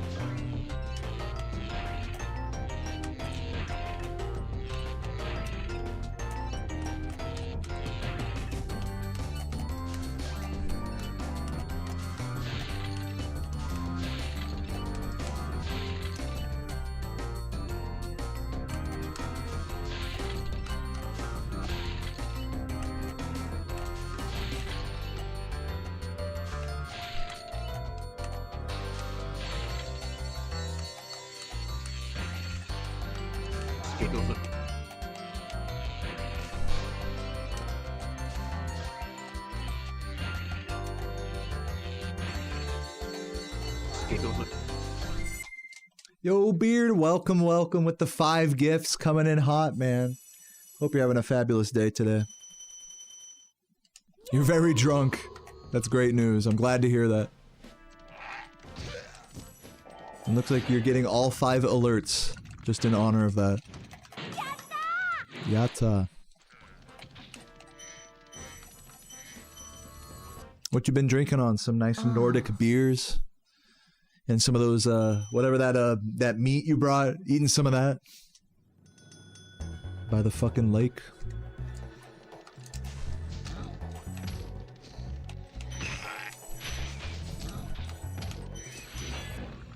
My PB is like a butthole, and my end time is like a cock.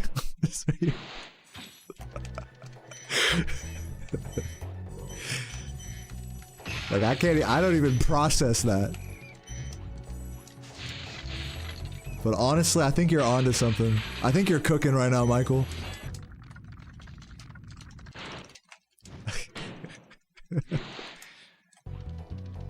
Michael's cooking. Let him cook.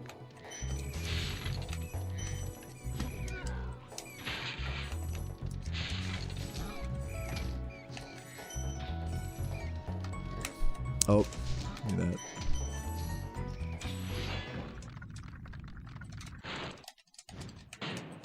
You have to get the cock smaller than the butthole to fit it in. To fit the PB in the butthole.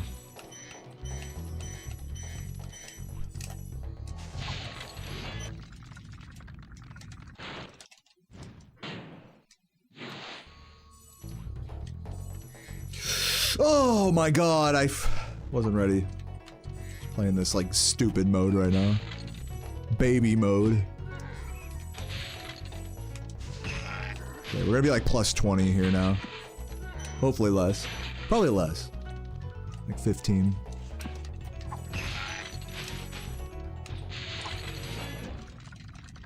It's just no, it's actually a really good analogy, because like if you, to anyone who has ever tried to put their dick into their butthole before, you'll know that it's like a fruitless effort. It feels like it's like, oh my god, this is futile. And that really is like speedrunning. Like, you need to have the exact right cock to fit into the butthole for the PB. A frustrating undertaking for sure.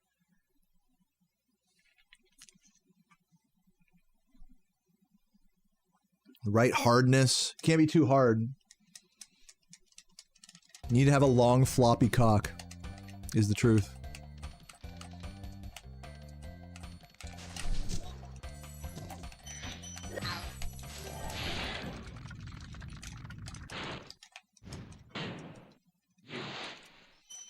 Long floppy Johnson.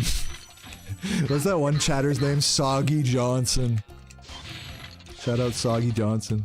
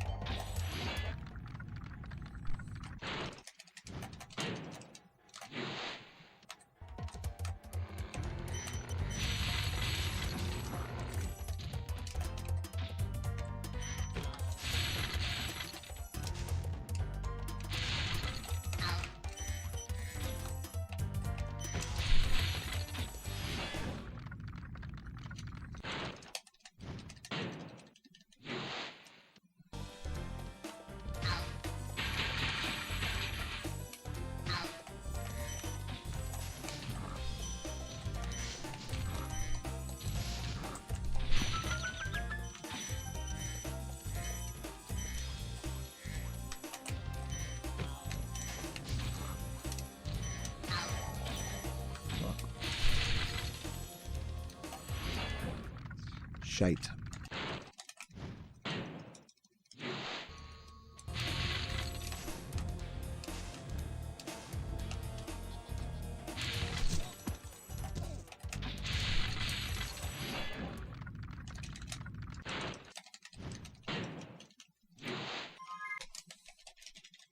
Keeping it plus 15.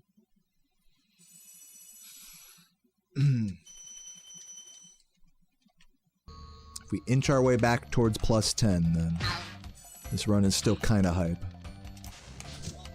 Ooh, it's fine. Missed animation skip.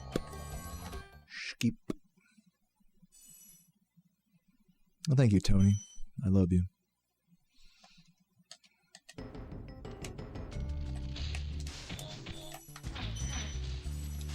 Oh shit.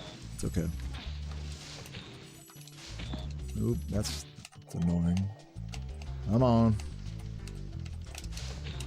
I'm losing time. That bonk cost me some time there in cycles.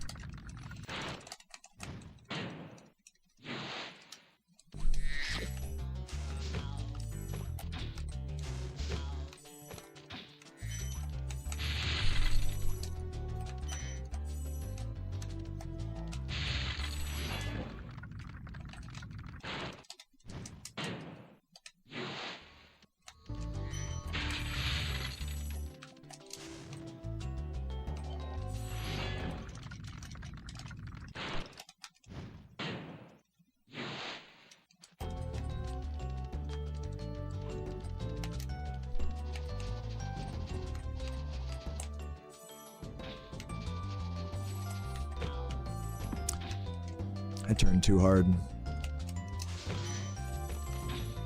This is huge gem loss and time loss. I'm considering a reset, unironically. I'm gonna be like plus 30 here.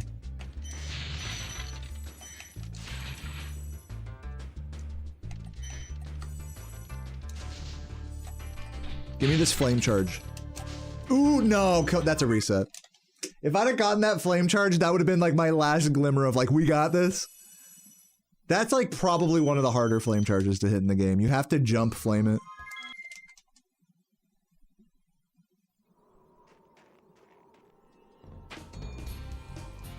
How long have I been going? Over 3 hours today. I said it would be a chill grind and that I'd just finish a run and be done, but now here we are. I'm actually gonna, yeah, I gotta pee because I've been chugging water like crazy. I gotta pee real quick. I'll be right back. Okay, rolling. Oh, it's been peaceful here in the 5 worlds, or is it 6? For a dragon's age. We now have 12,000 treasure, or is it 14,000? What about this Ganasty Gnork character? Now I understand he's found a magic spell to turn gems into warriors for his cause. I'll take that question. Nasty Nork is a simple creature. Simple. When Deo comes back, everyone just say "come" in the chat, no context. No threat! Besides, he is ugly. That does it. Looks like I've got some things to do.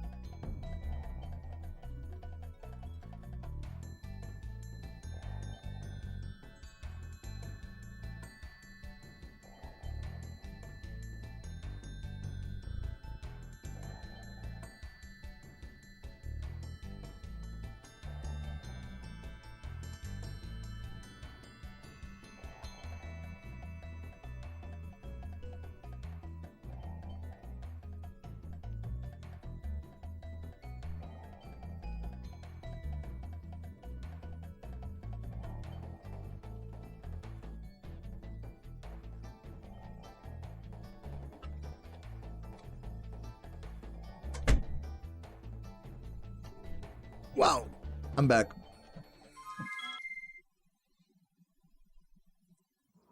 Come. Oh my god. That's a lot of cum. Come, come, come, come, come, come. Come, come, come. This run has been blessed by cum. Let's see. Let's see if the blessing is real. The cum blessing. Okay, rolling. Oh, it's been peaceful. Alright, here we go.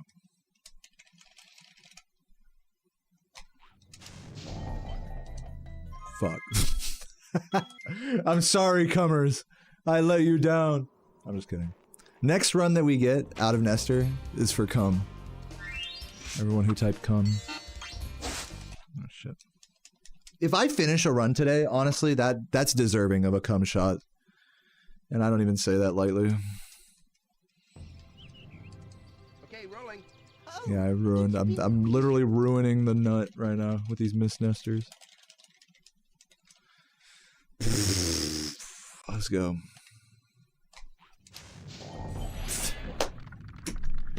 Ah.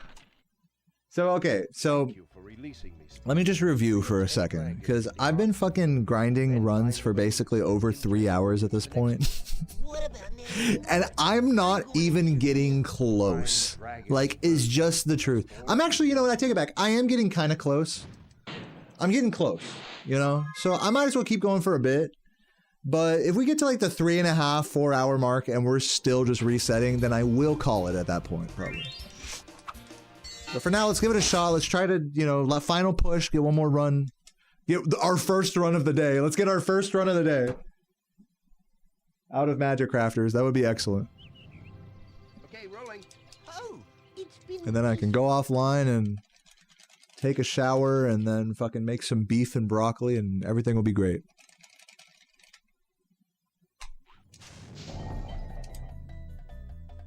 No.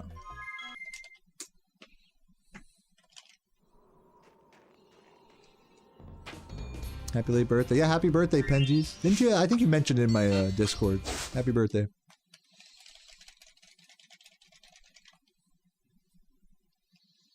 How old are you? What are you, 30 now? 32? I'm gonna guess 32. Oh, it's been peaceful. Penji's just 17. I hope not. Good guess. Close enough for me. We're gonna go 32. I'm gonna go 33. Final answer. 31. No, 31. Take it back. 31. No, 30. Just any number plus or minus 32, and that's what you are.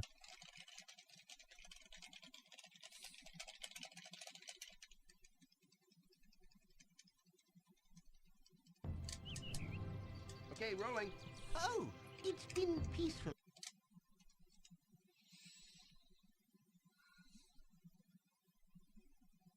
All right, let's go.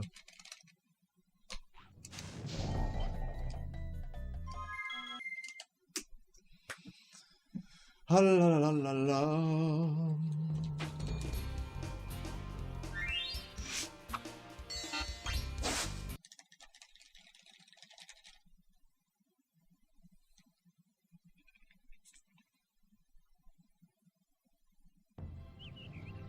Okay, rolling.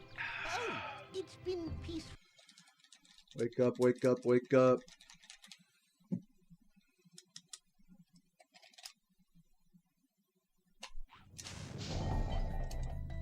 Bad. Yeah, I saw the video, Michi. I think Composer posted or something. Pretty cool. Wish I could do that on runs. What's up, Macy? Thank you for the gift to Penji's all-deserving birthday gift. Enjoy.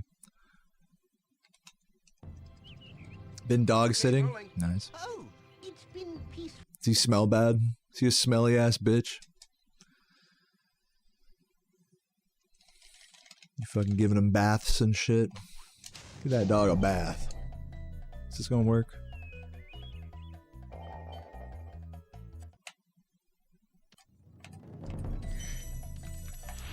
Yeah, Composer will see. We'll show Composer that I know how to play this game, because Composer was definitely doubting that. I'll show them. Right. Am I matching the energy right here?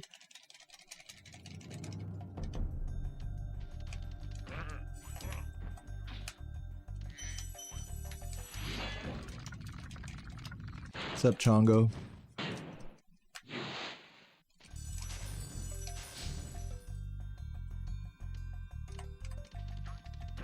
I got that cat energy. That's a compliment in my book.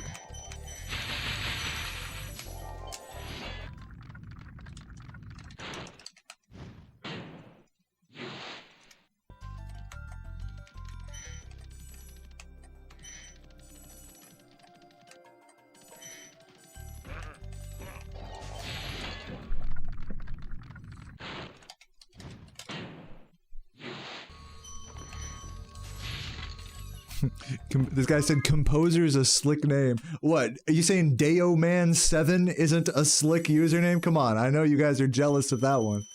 Third grade me really cooked with that one.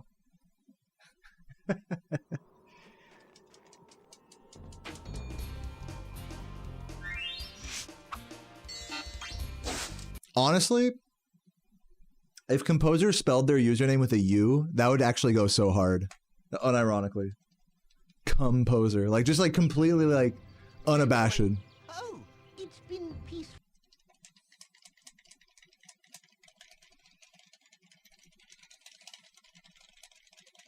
Yeah, fucking capitalize the U even. Like really send the message home. Yeah, that's the O I meant, right. Compuser. Alright, I'm done talking about Composer. Where did my name come from? 3rd grade. Me, there's a story that I'm kind of too lazy to tell, but I'll tell it anyways. I'll give you the TLDR. I was in 3rd grade, and I used to write the word yo on the board, so when I made a RuneScape account, I was like, I'm the yo man. It's so stupid.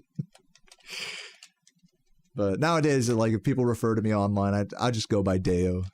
That's all I got. That's all I got.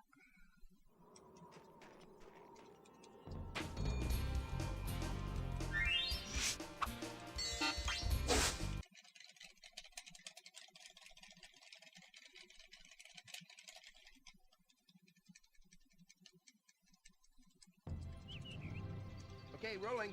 Oh, it's been peaceful. Doing range gem crab, nice.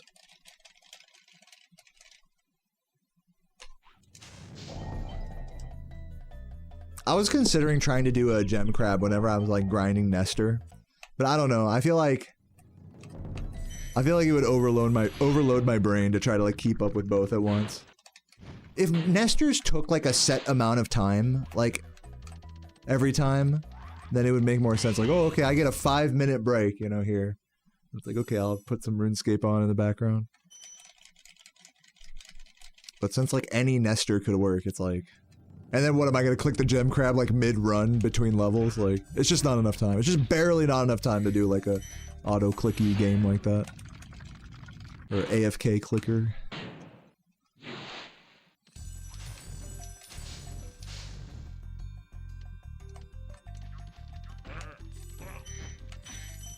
No, yeah, watching streams is perfect for playing RuneScape. RuneScapes and live streams are like made for each other. Or YouTube videos. So I gotta have 2 monitors. But it's funny because I only play RuneScape now on my laptop. So if I watch YouTube, I'll like do it on my phone with like headphones. Kick back in the couch, be stoned as hell. And keep fucking trying to keep going dry in winter, Todd. It's good times. Rip that blue.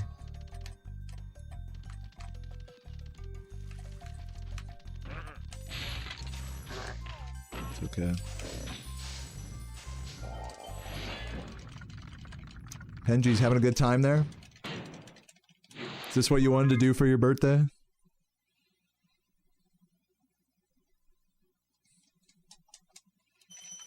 Even, it's an even number. Yeah, now it's like a fucking skateboard trick. 720. No more, no higher than that. Perfect. And then maybe one of these days we'll get to 900 or something. You could buff it up on offline one of these days, you know? That's like, that's instead of RuneScape, Penji's just does the lemon command offline. That's Penji's RuneScape.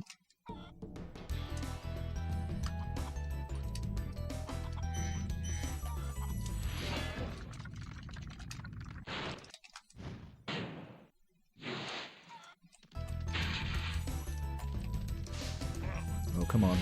I don't think that flame counted.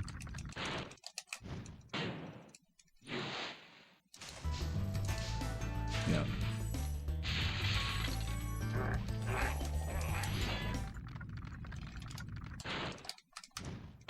You like to do mobile RuneScape with picture-in-picture? I've messed with that a little bit, but I'm just too, like, I got too big of fingers. I even have the biggest phone you can buy. the Galaxy S24 Ultra. It was literally the biggest one they sold at the at the phone shop. I was like, give me that one. It like has like a stylus and stuff. Even with that, my fingers I feel like are too big for the RuneScape interface on mobile. It's so hard to click stuff with my big fat fingers.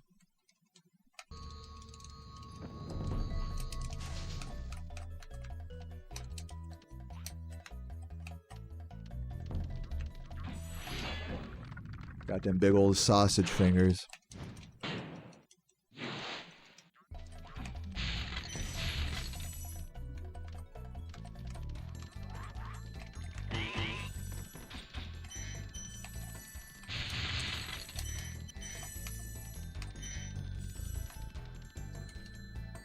Thank you, Bad For.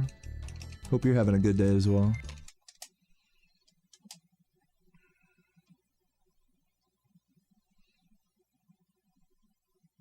How do I play Spyro? Dude, literally the controller looks so small in my hands. Like, it's hard for me to, like, show you guys, but it's like, it, like, barely takes up, wow, I'm a fucking idiot. It barely takes up, like, my ring finger and pinky hang off the controller.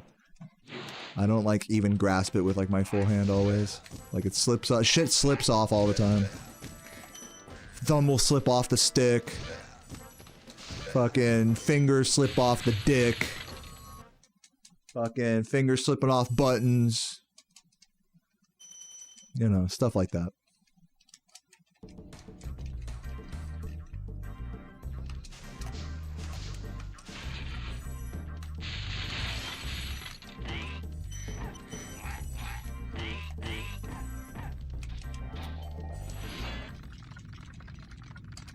$12 beers yesterday. Weird day today. Yeah, I feel it, man. I feel it.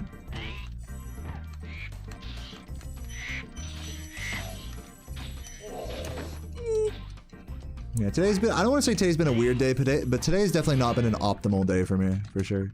Today's been an off day for me, but I've been enjoying it. Today and yesterday, I've been enjoying the off day vibes. As weird as that sounds.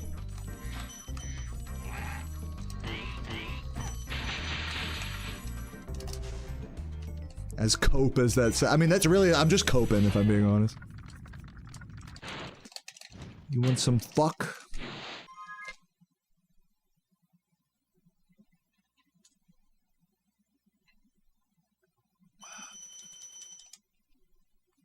Yeah, it's like if it's gonna be an off day, it might as well be a chill day. Whatever the fuck that even means. You know? However that manifests, we'll take it.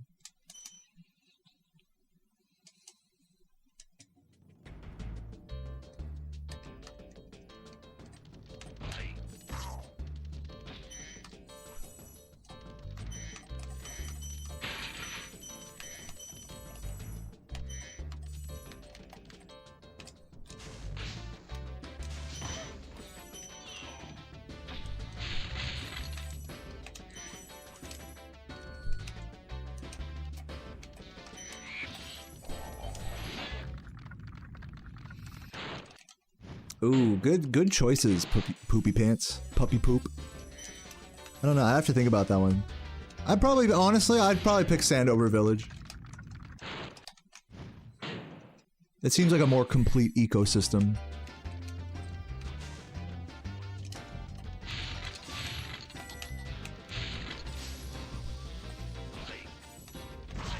No eco pun intended.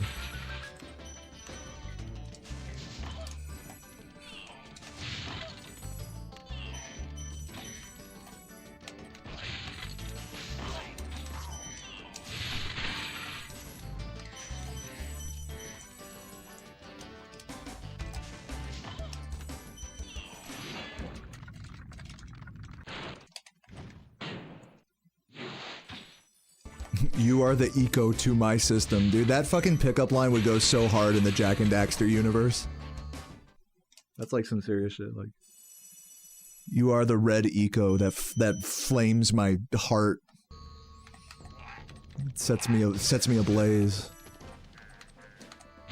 You give me all the right energy levels. Oh, come on. Saddam Riz saying...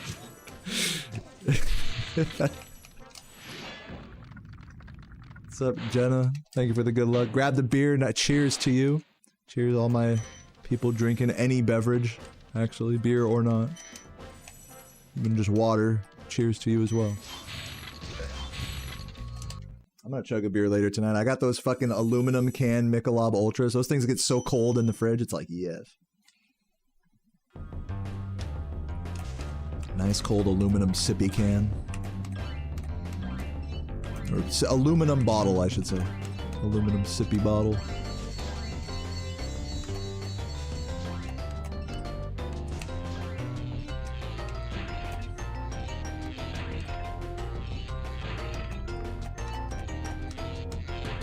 What's up, KH? Thanks for the good luck.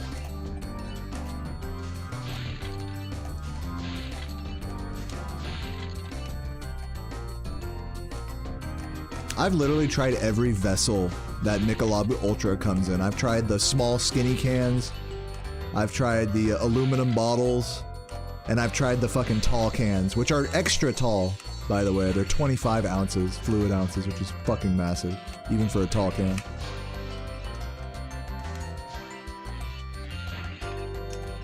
And I gotta say, the aluminum bottles are like the perfect middle ground.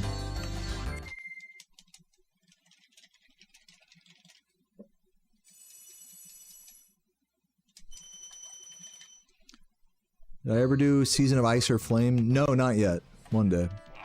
Not soon.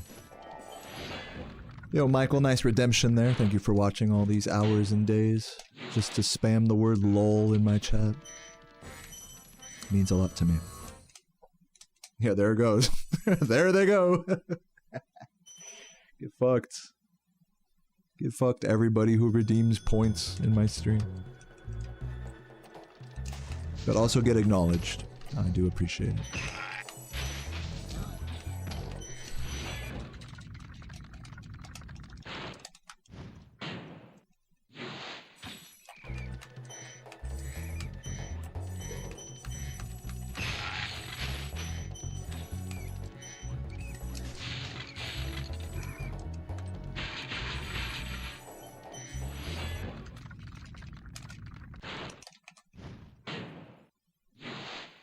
I do not play on either PS3 nor emulator.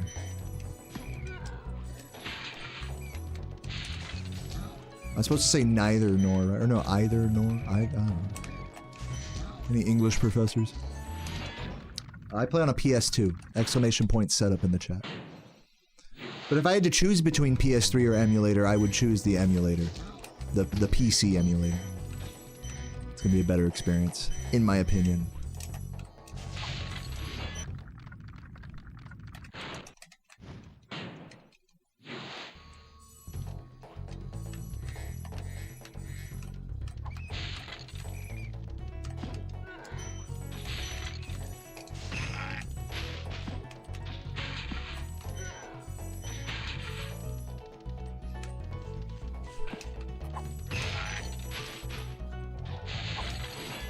What's up, Joan? What's up, Inphysio? Thank you for the good luck.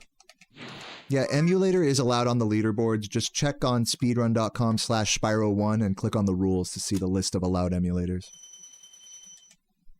Or in other words, just use DuckStation.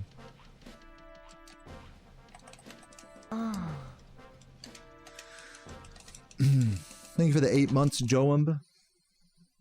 Love you, man. And he says, what's up? I'm doing good. We finally got a run. This is like my second run of the day. Second or third run of the day into Magic Crafters after 3.5 hours. I'm really going to try my best to hold on to this run and lock in. And just try to get it to the end and see what happens.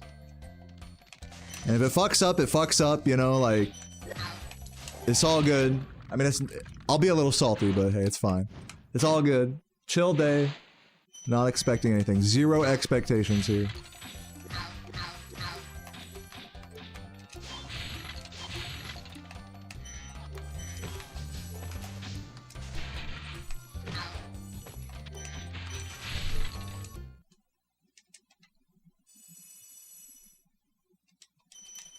Yeah, EPSXE is allowed. Or I'm not sure if EPSXE is allowed anymore. It used to be. I'm not sure if it still is.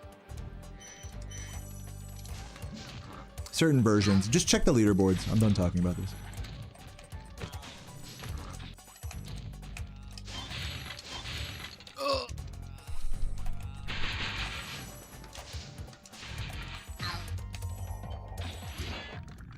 Got this.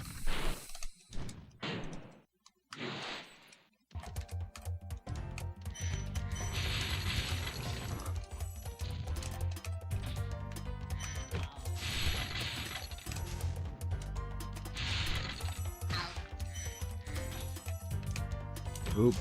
That's fine. That's fine.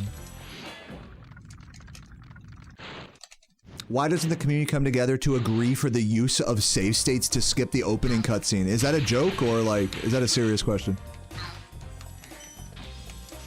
If it's a serious question, give me a while to answer that. I need to lock in here.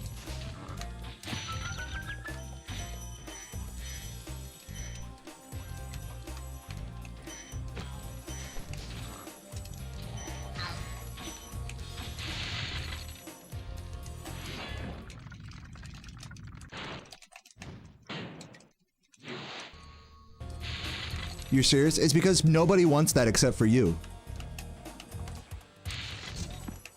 And I'm sorry to say this so bluntly, but if you can't understand like why we would want to just preserve the intro cutscene, basically it's because I don't know, it's supposed to be a playthrough from the start to the end, is it not? If you use a save state to start the game, that's like seriously cutting into what counts as a playthrough of a video game. There's a whole philosophical debate there that speedrunners, in my opinion, take pretty seriously. Now, for some games, you gotta use a save state to skip like a 10-minute cutscene, you know, Mario Sunshine, OOT does it now. But those, make no mistake, those rulings are very controversial amongst purists of the game. Of the run.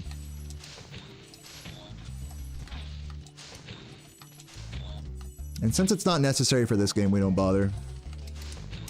Because the intro is not that long.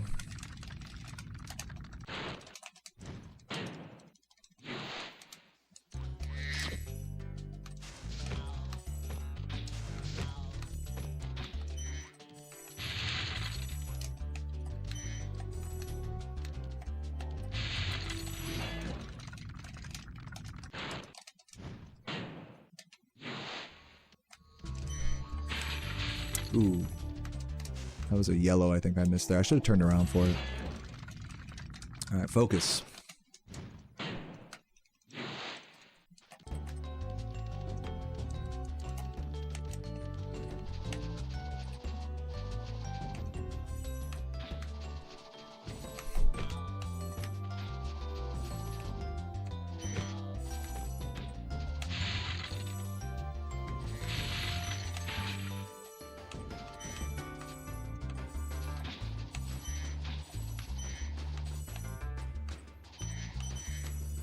Also, another reason why you wouldn't want to start the game from a save state, besides like game purist, you know, like type stuff,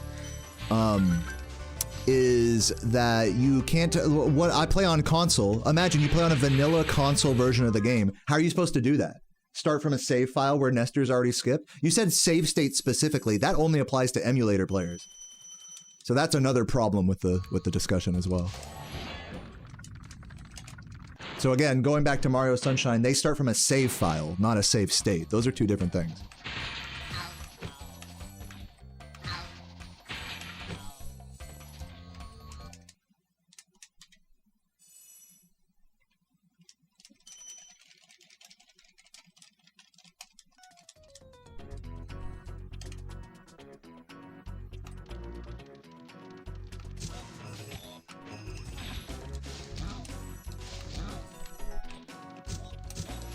Wow, what the fuck? Please grab this, thank you. What's so stupid?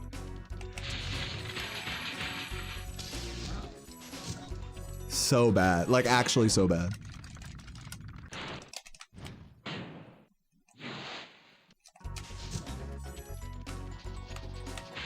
So let me ask a question for the people trolling in the chat. Whether you're trolling or actually serious. Let me focus though.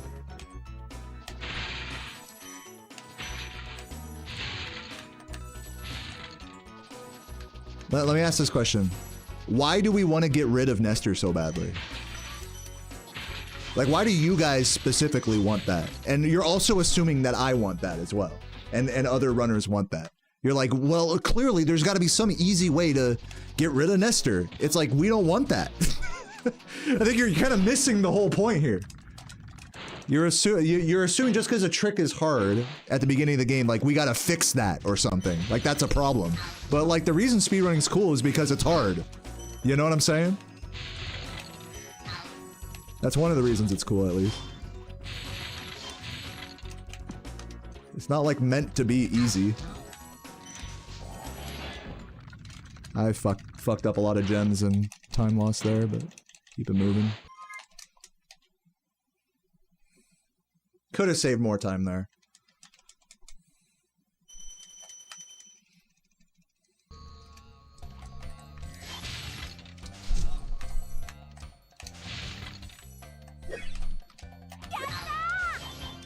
God damn it. Thank you, Sheba, for the 24 months, 2 years. Look at the fancy dragon in this fucking... Damn. Swag, dude. The fucking rainbow badge in the chat. Look at you. Thank you for the 2 years, Sheba. I love you. Look at this ravishing gentleman here.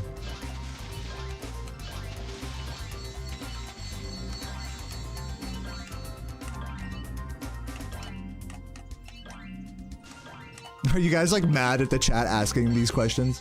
I'm just trying to explain it because it's like, it just seems like the assumption is that we want to get rid of Nestor when really that's not the case.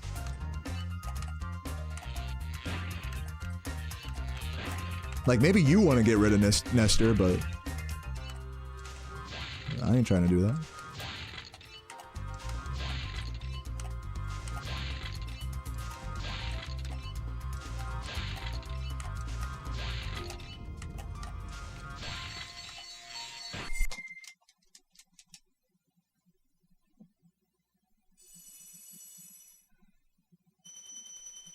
Nestor is the deep state. That's so true.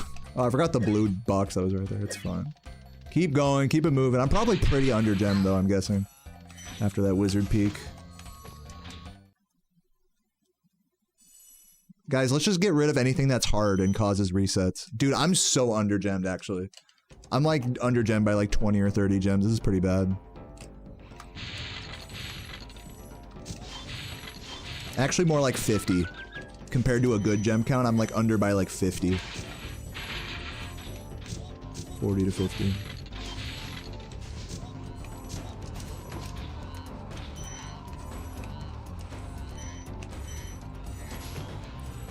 Bad cycles.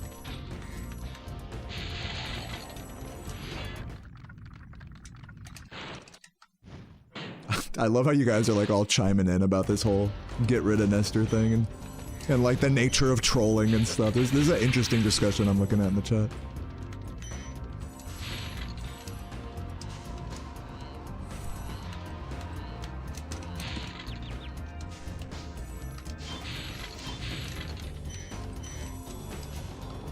Oop.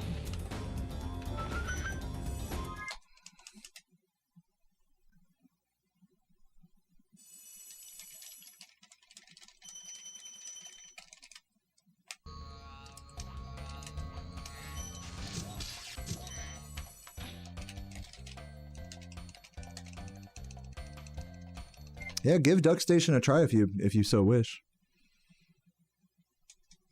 PC SX2, I believe, is the PS2 emulator, right? I've never tried PSX Fin. I don't use a lot of emulators. I only ever use a BizHawk for like taking thumbnail photos and stuff.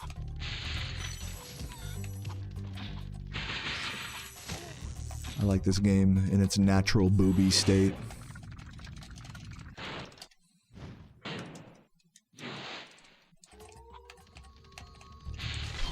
Oop. Dude.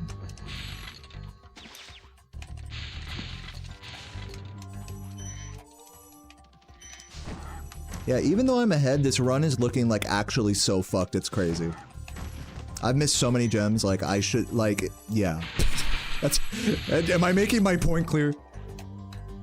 This is gonna be such a bad gem count. Normally we want to be over 80 or 90 here on the last two digits. This is gonna be like 30. 41.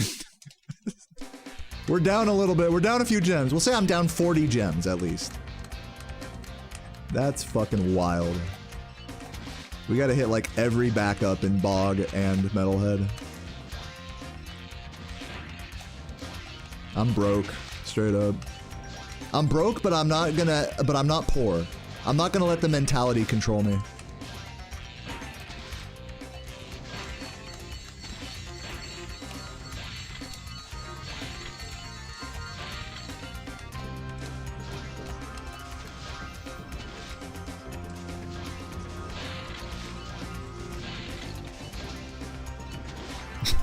Five gifted dude, 40 gifted gems, please, for this run. Then maybe I could actually PB.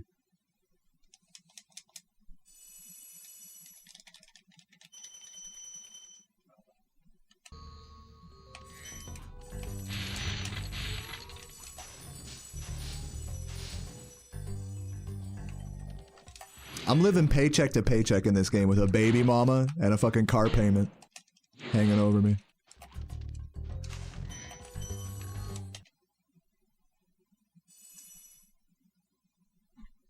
But that ain't gonna stop me.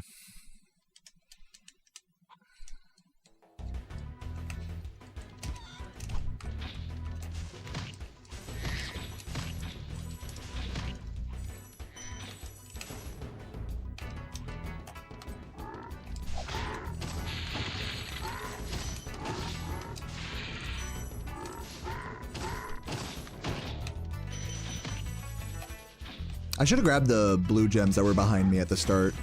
Kind of dumb of me not to do that, considering the deficit.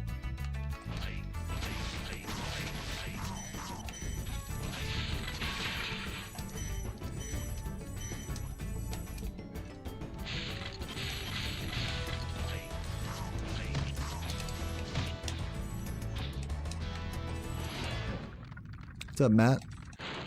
For now. Watch that change very slowly here.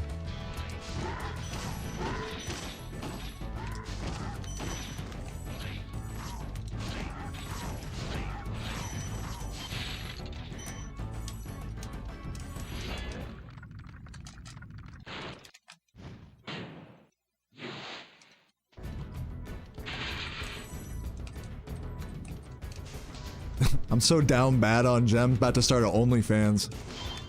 Oh my god, please, dude. Only springs.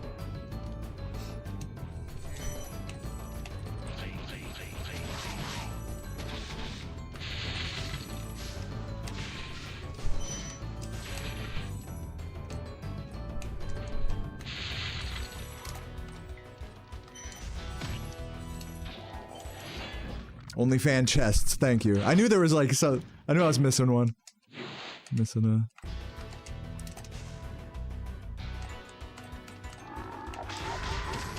a fan. Oh! It's okay. I'm like missing all those, but that's fine. No, we're good. Recovered. We still have like 30 more gems left to recover. Do you think OnlyFans? Dude, bro's trying to have a deep political conversation in the middle of this run. Look at this guy.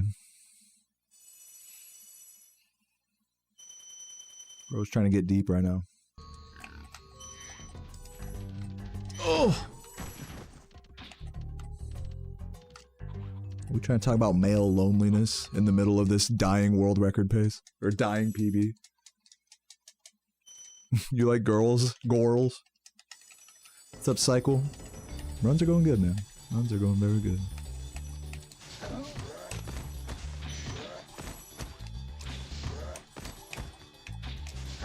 Oh, fuck. I needed that.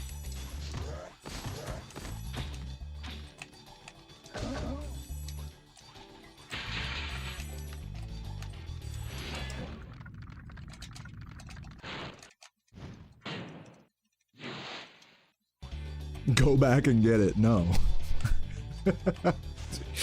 Go back and get it, huh?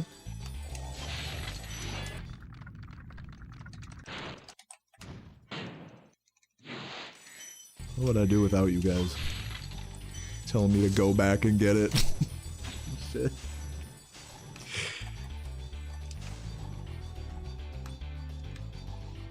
Oh. Yo, Lumbage.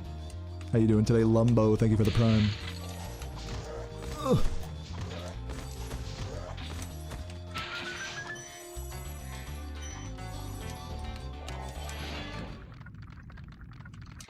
Said, here's some gems. Thank you. 12 months, by the way. Congrats on the golden badge. Wear it with pride, my friend. Oh no! Everybody's been hitting their anniversaries today.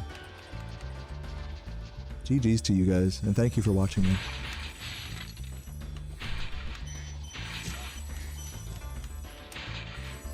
Oh my god, that was so bad! This is so bad. I might not be able to recover in Metalhead now. It might be so over. 626. I want to be like 664. Dude, I'm still like just as under-gemmed as I was before like all this. Oh no. We're at 30. We need 34 more gems at least.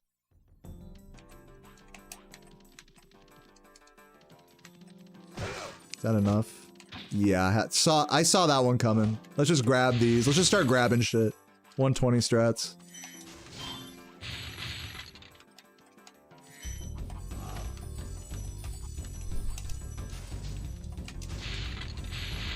Okay, now is this part of the run where we go like plus 30 or something. This is the grand finale that I was alluding to.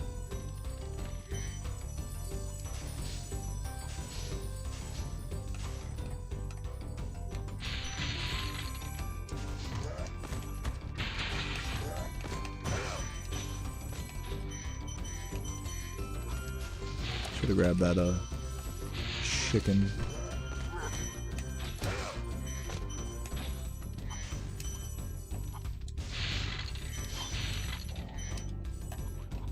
Do the 120 strat here because I am that down bad.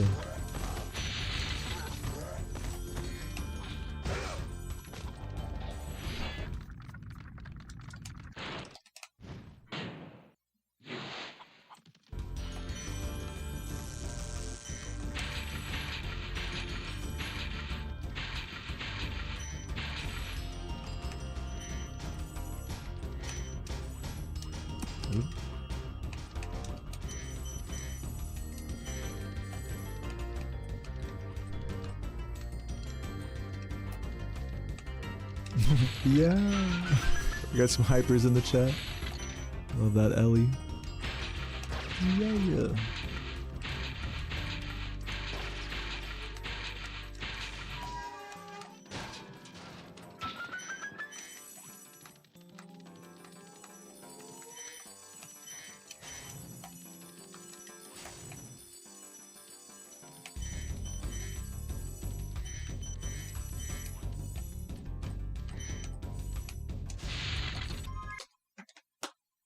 I literally, how do I not call it to the second every time, guys? I literally said, oh, this is the part where we're gonna go plus 30. I lose exactly 30 seconds on that split. When will I stop being so on point with my suckage? Whatever, dude. Just wait it.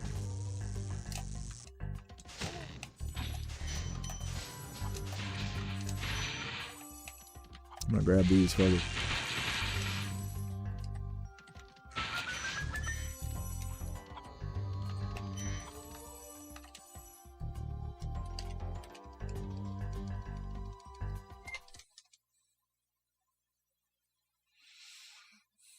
You're calling it that I'm gonna save 30 seconds here in Jock? I don't know about that. Plus 40. Let's try to keep it less than a minute behind. How about that?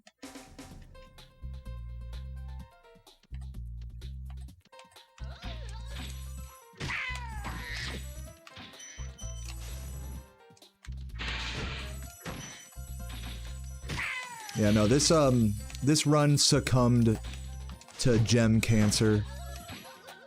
It's a brutal affliction when you let it get to like stage 4, like I did in this run. Should've gone for the flop though. I have gem AIDS. You know what's worse than AIDS? Gem AIDS. What's up, Girthwind Fire? Yeah, dude, I'm about to go offline after this run. So if you are watching for a PB only, get out of here! I'm just kidding. Please don't leave. I'm begging you. Look, nostalgic Spyro content. No, look, don't. I know the run's bad, alright guys, but come on now. This is like, Icy Flight is where I'm always pleading with the pace pals. You guys ever notice that? It's always an Icy. Thanks for watching, guys, but I mean, you know, hey, like, we're still cool, right? Pace pal's like, no. We're not cool. Unwatches your stream.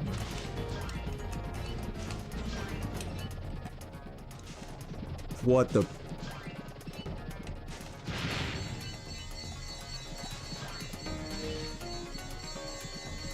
I need to learn the pause buffer there. That's another strat I should have worked on with Composer. The pause buffer. Pause boofer.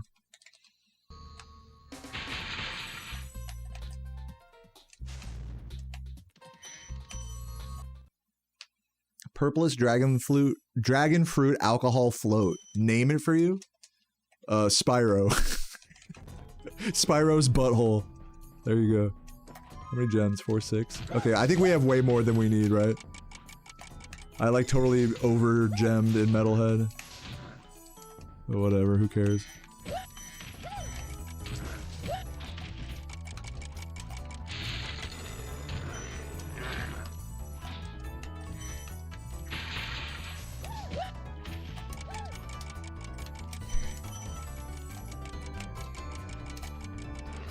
God fucking damn it, dude.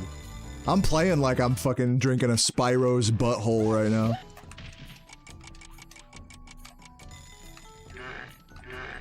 All I'm saying, guys, is one, we haven't gotten a single YouTube member today. If we get one YouTube member, I will chug a beer after this run. And act like I just got world record. I need all these. What's the gem count, dude? How we doing on that? I don't know, bro. Am I fucked? I don't even know anymore. This route has gotten so fucked, I don't even know anymore whether it's good. I'm gonna be okay, right, guys? Any gem counters?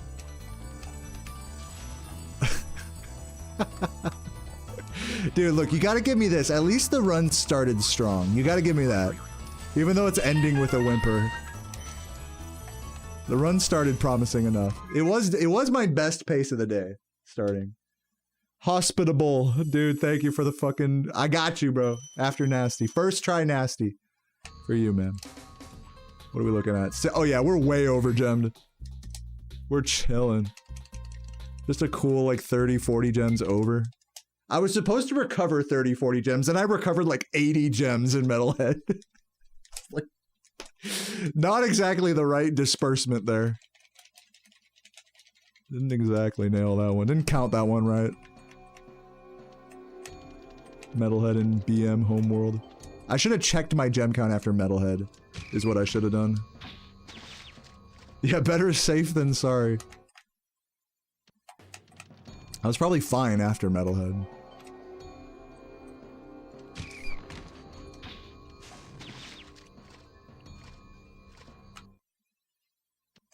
We are the champions. Nice. Third try, hey man. That's like almost acceptable. That's the bare minimum of acceptable with this trick is third try. It's like, you know what? Hey, I'll take third try instead of like 20th. 0 lives, you know we're going for Fasty. Where are my Fasty fans at?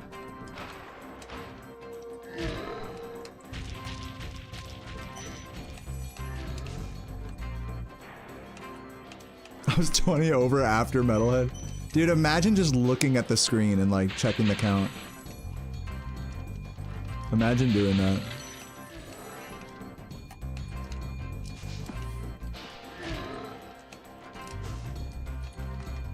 Couldn't be me.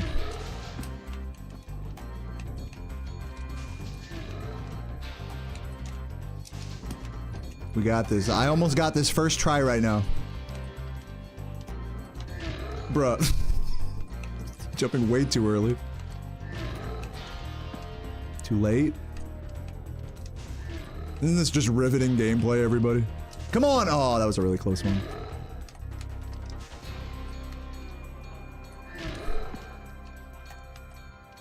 Meanwhile, people be like, dude, why don't you do this in runs? There we go. Nice. Perfect.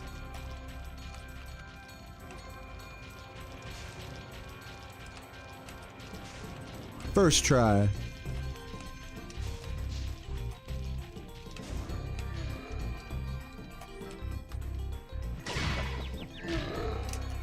Classic. GG. You're toast, Mork.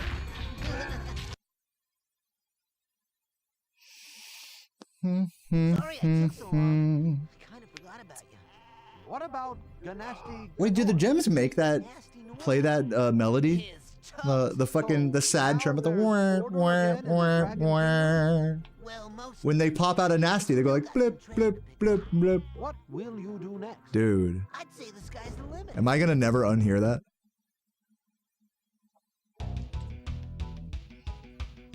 GG, everybody. I'm grabbing a beer. Before everyone goes, I'm gonna find a raid target. Thank you so much to anyone who's leaving right now. Do stick around for the Twitch raid. Good grind today. In conclusion, I'll conclude a little bit more in a sec. Hold on, let me find a raid target. But yeah, GG to anyone who's leaving right now. Thank you for watching. I will be back on tomorrow and hopefully taking this shit a little bit more seriously. It's okay though. Ooh, I'll raid Grapevine. Haven't raided Grape in a minute. Grape Ape, you might say. Raid Grapevine.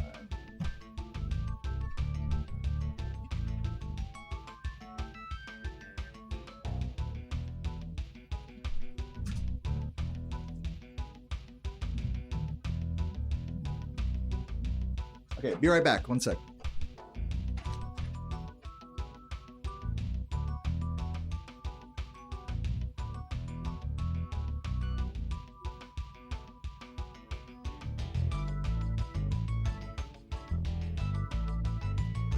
To anybody who's ever loved somebody, man. Oh shit, hold on. These things are fucking hard to open when they're cold. Ugh. There we go. Cheers to a good stream, to good vibes, and to butt sex. Cheers.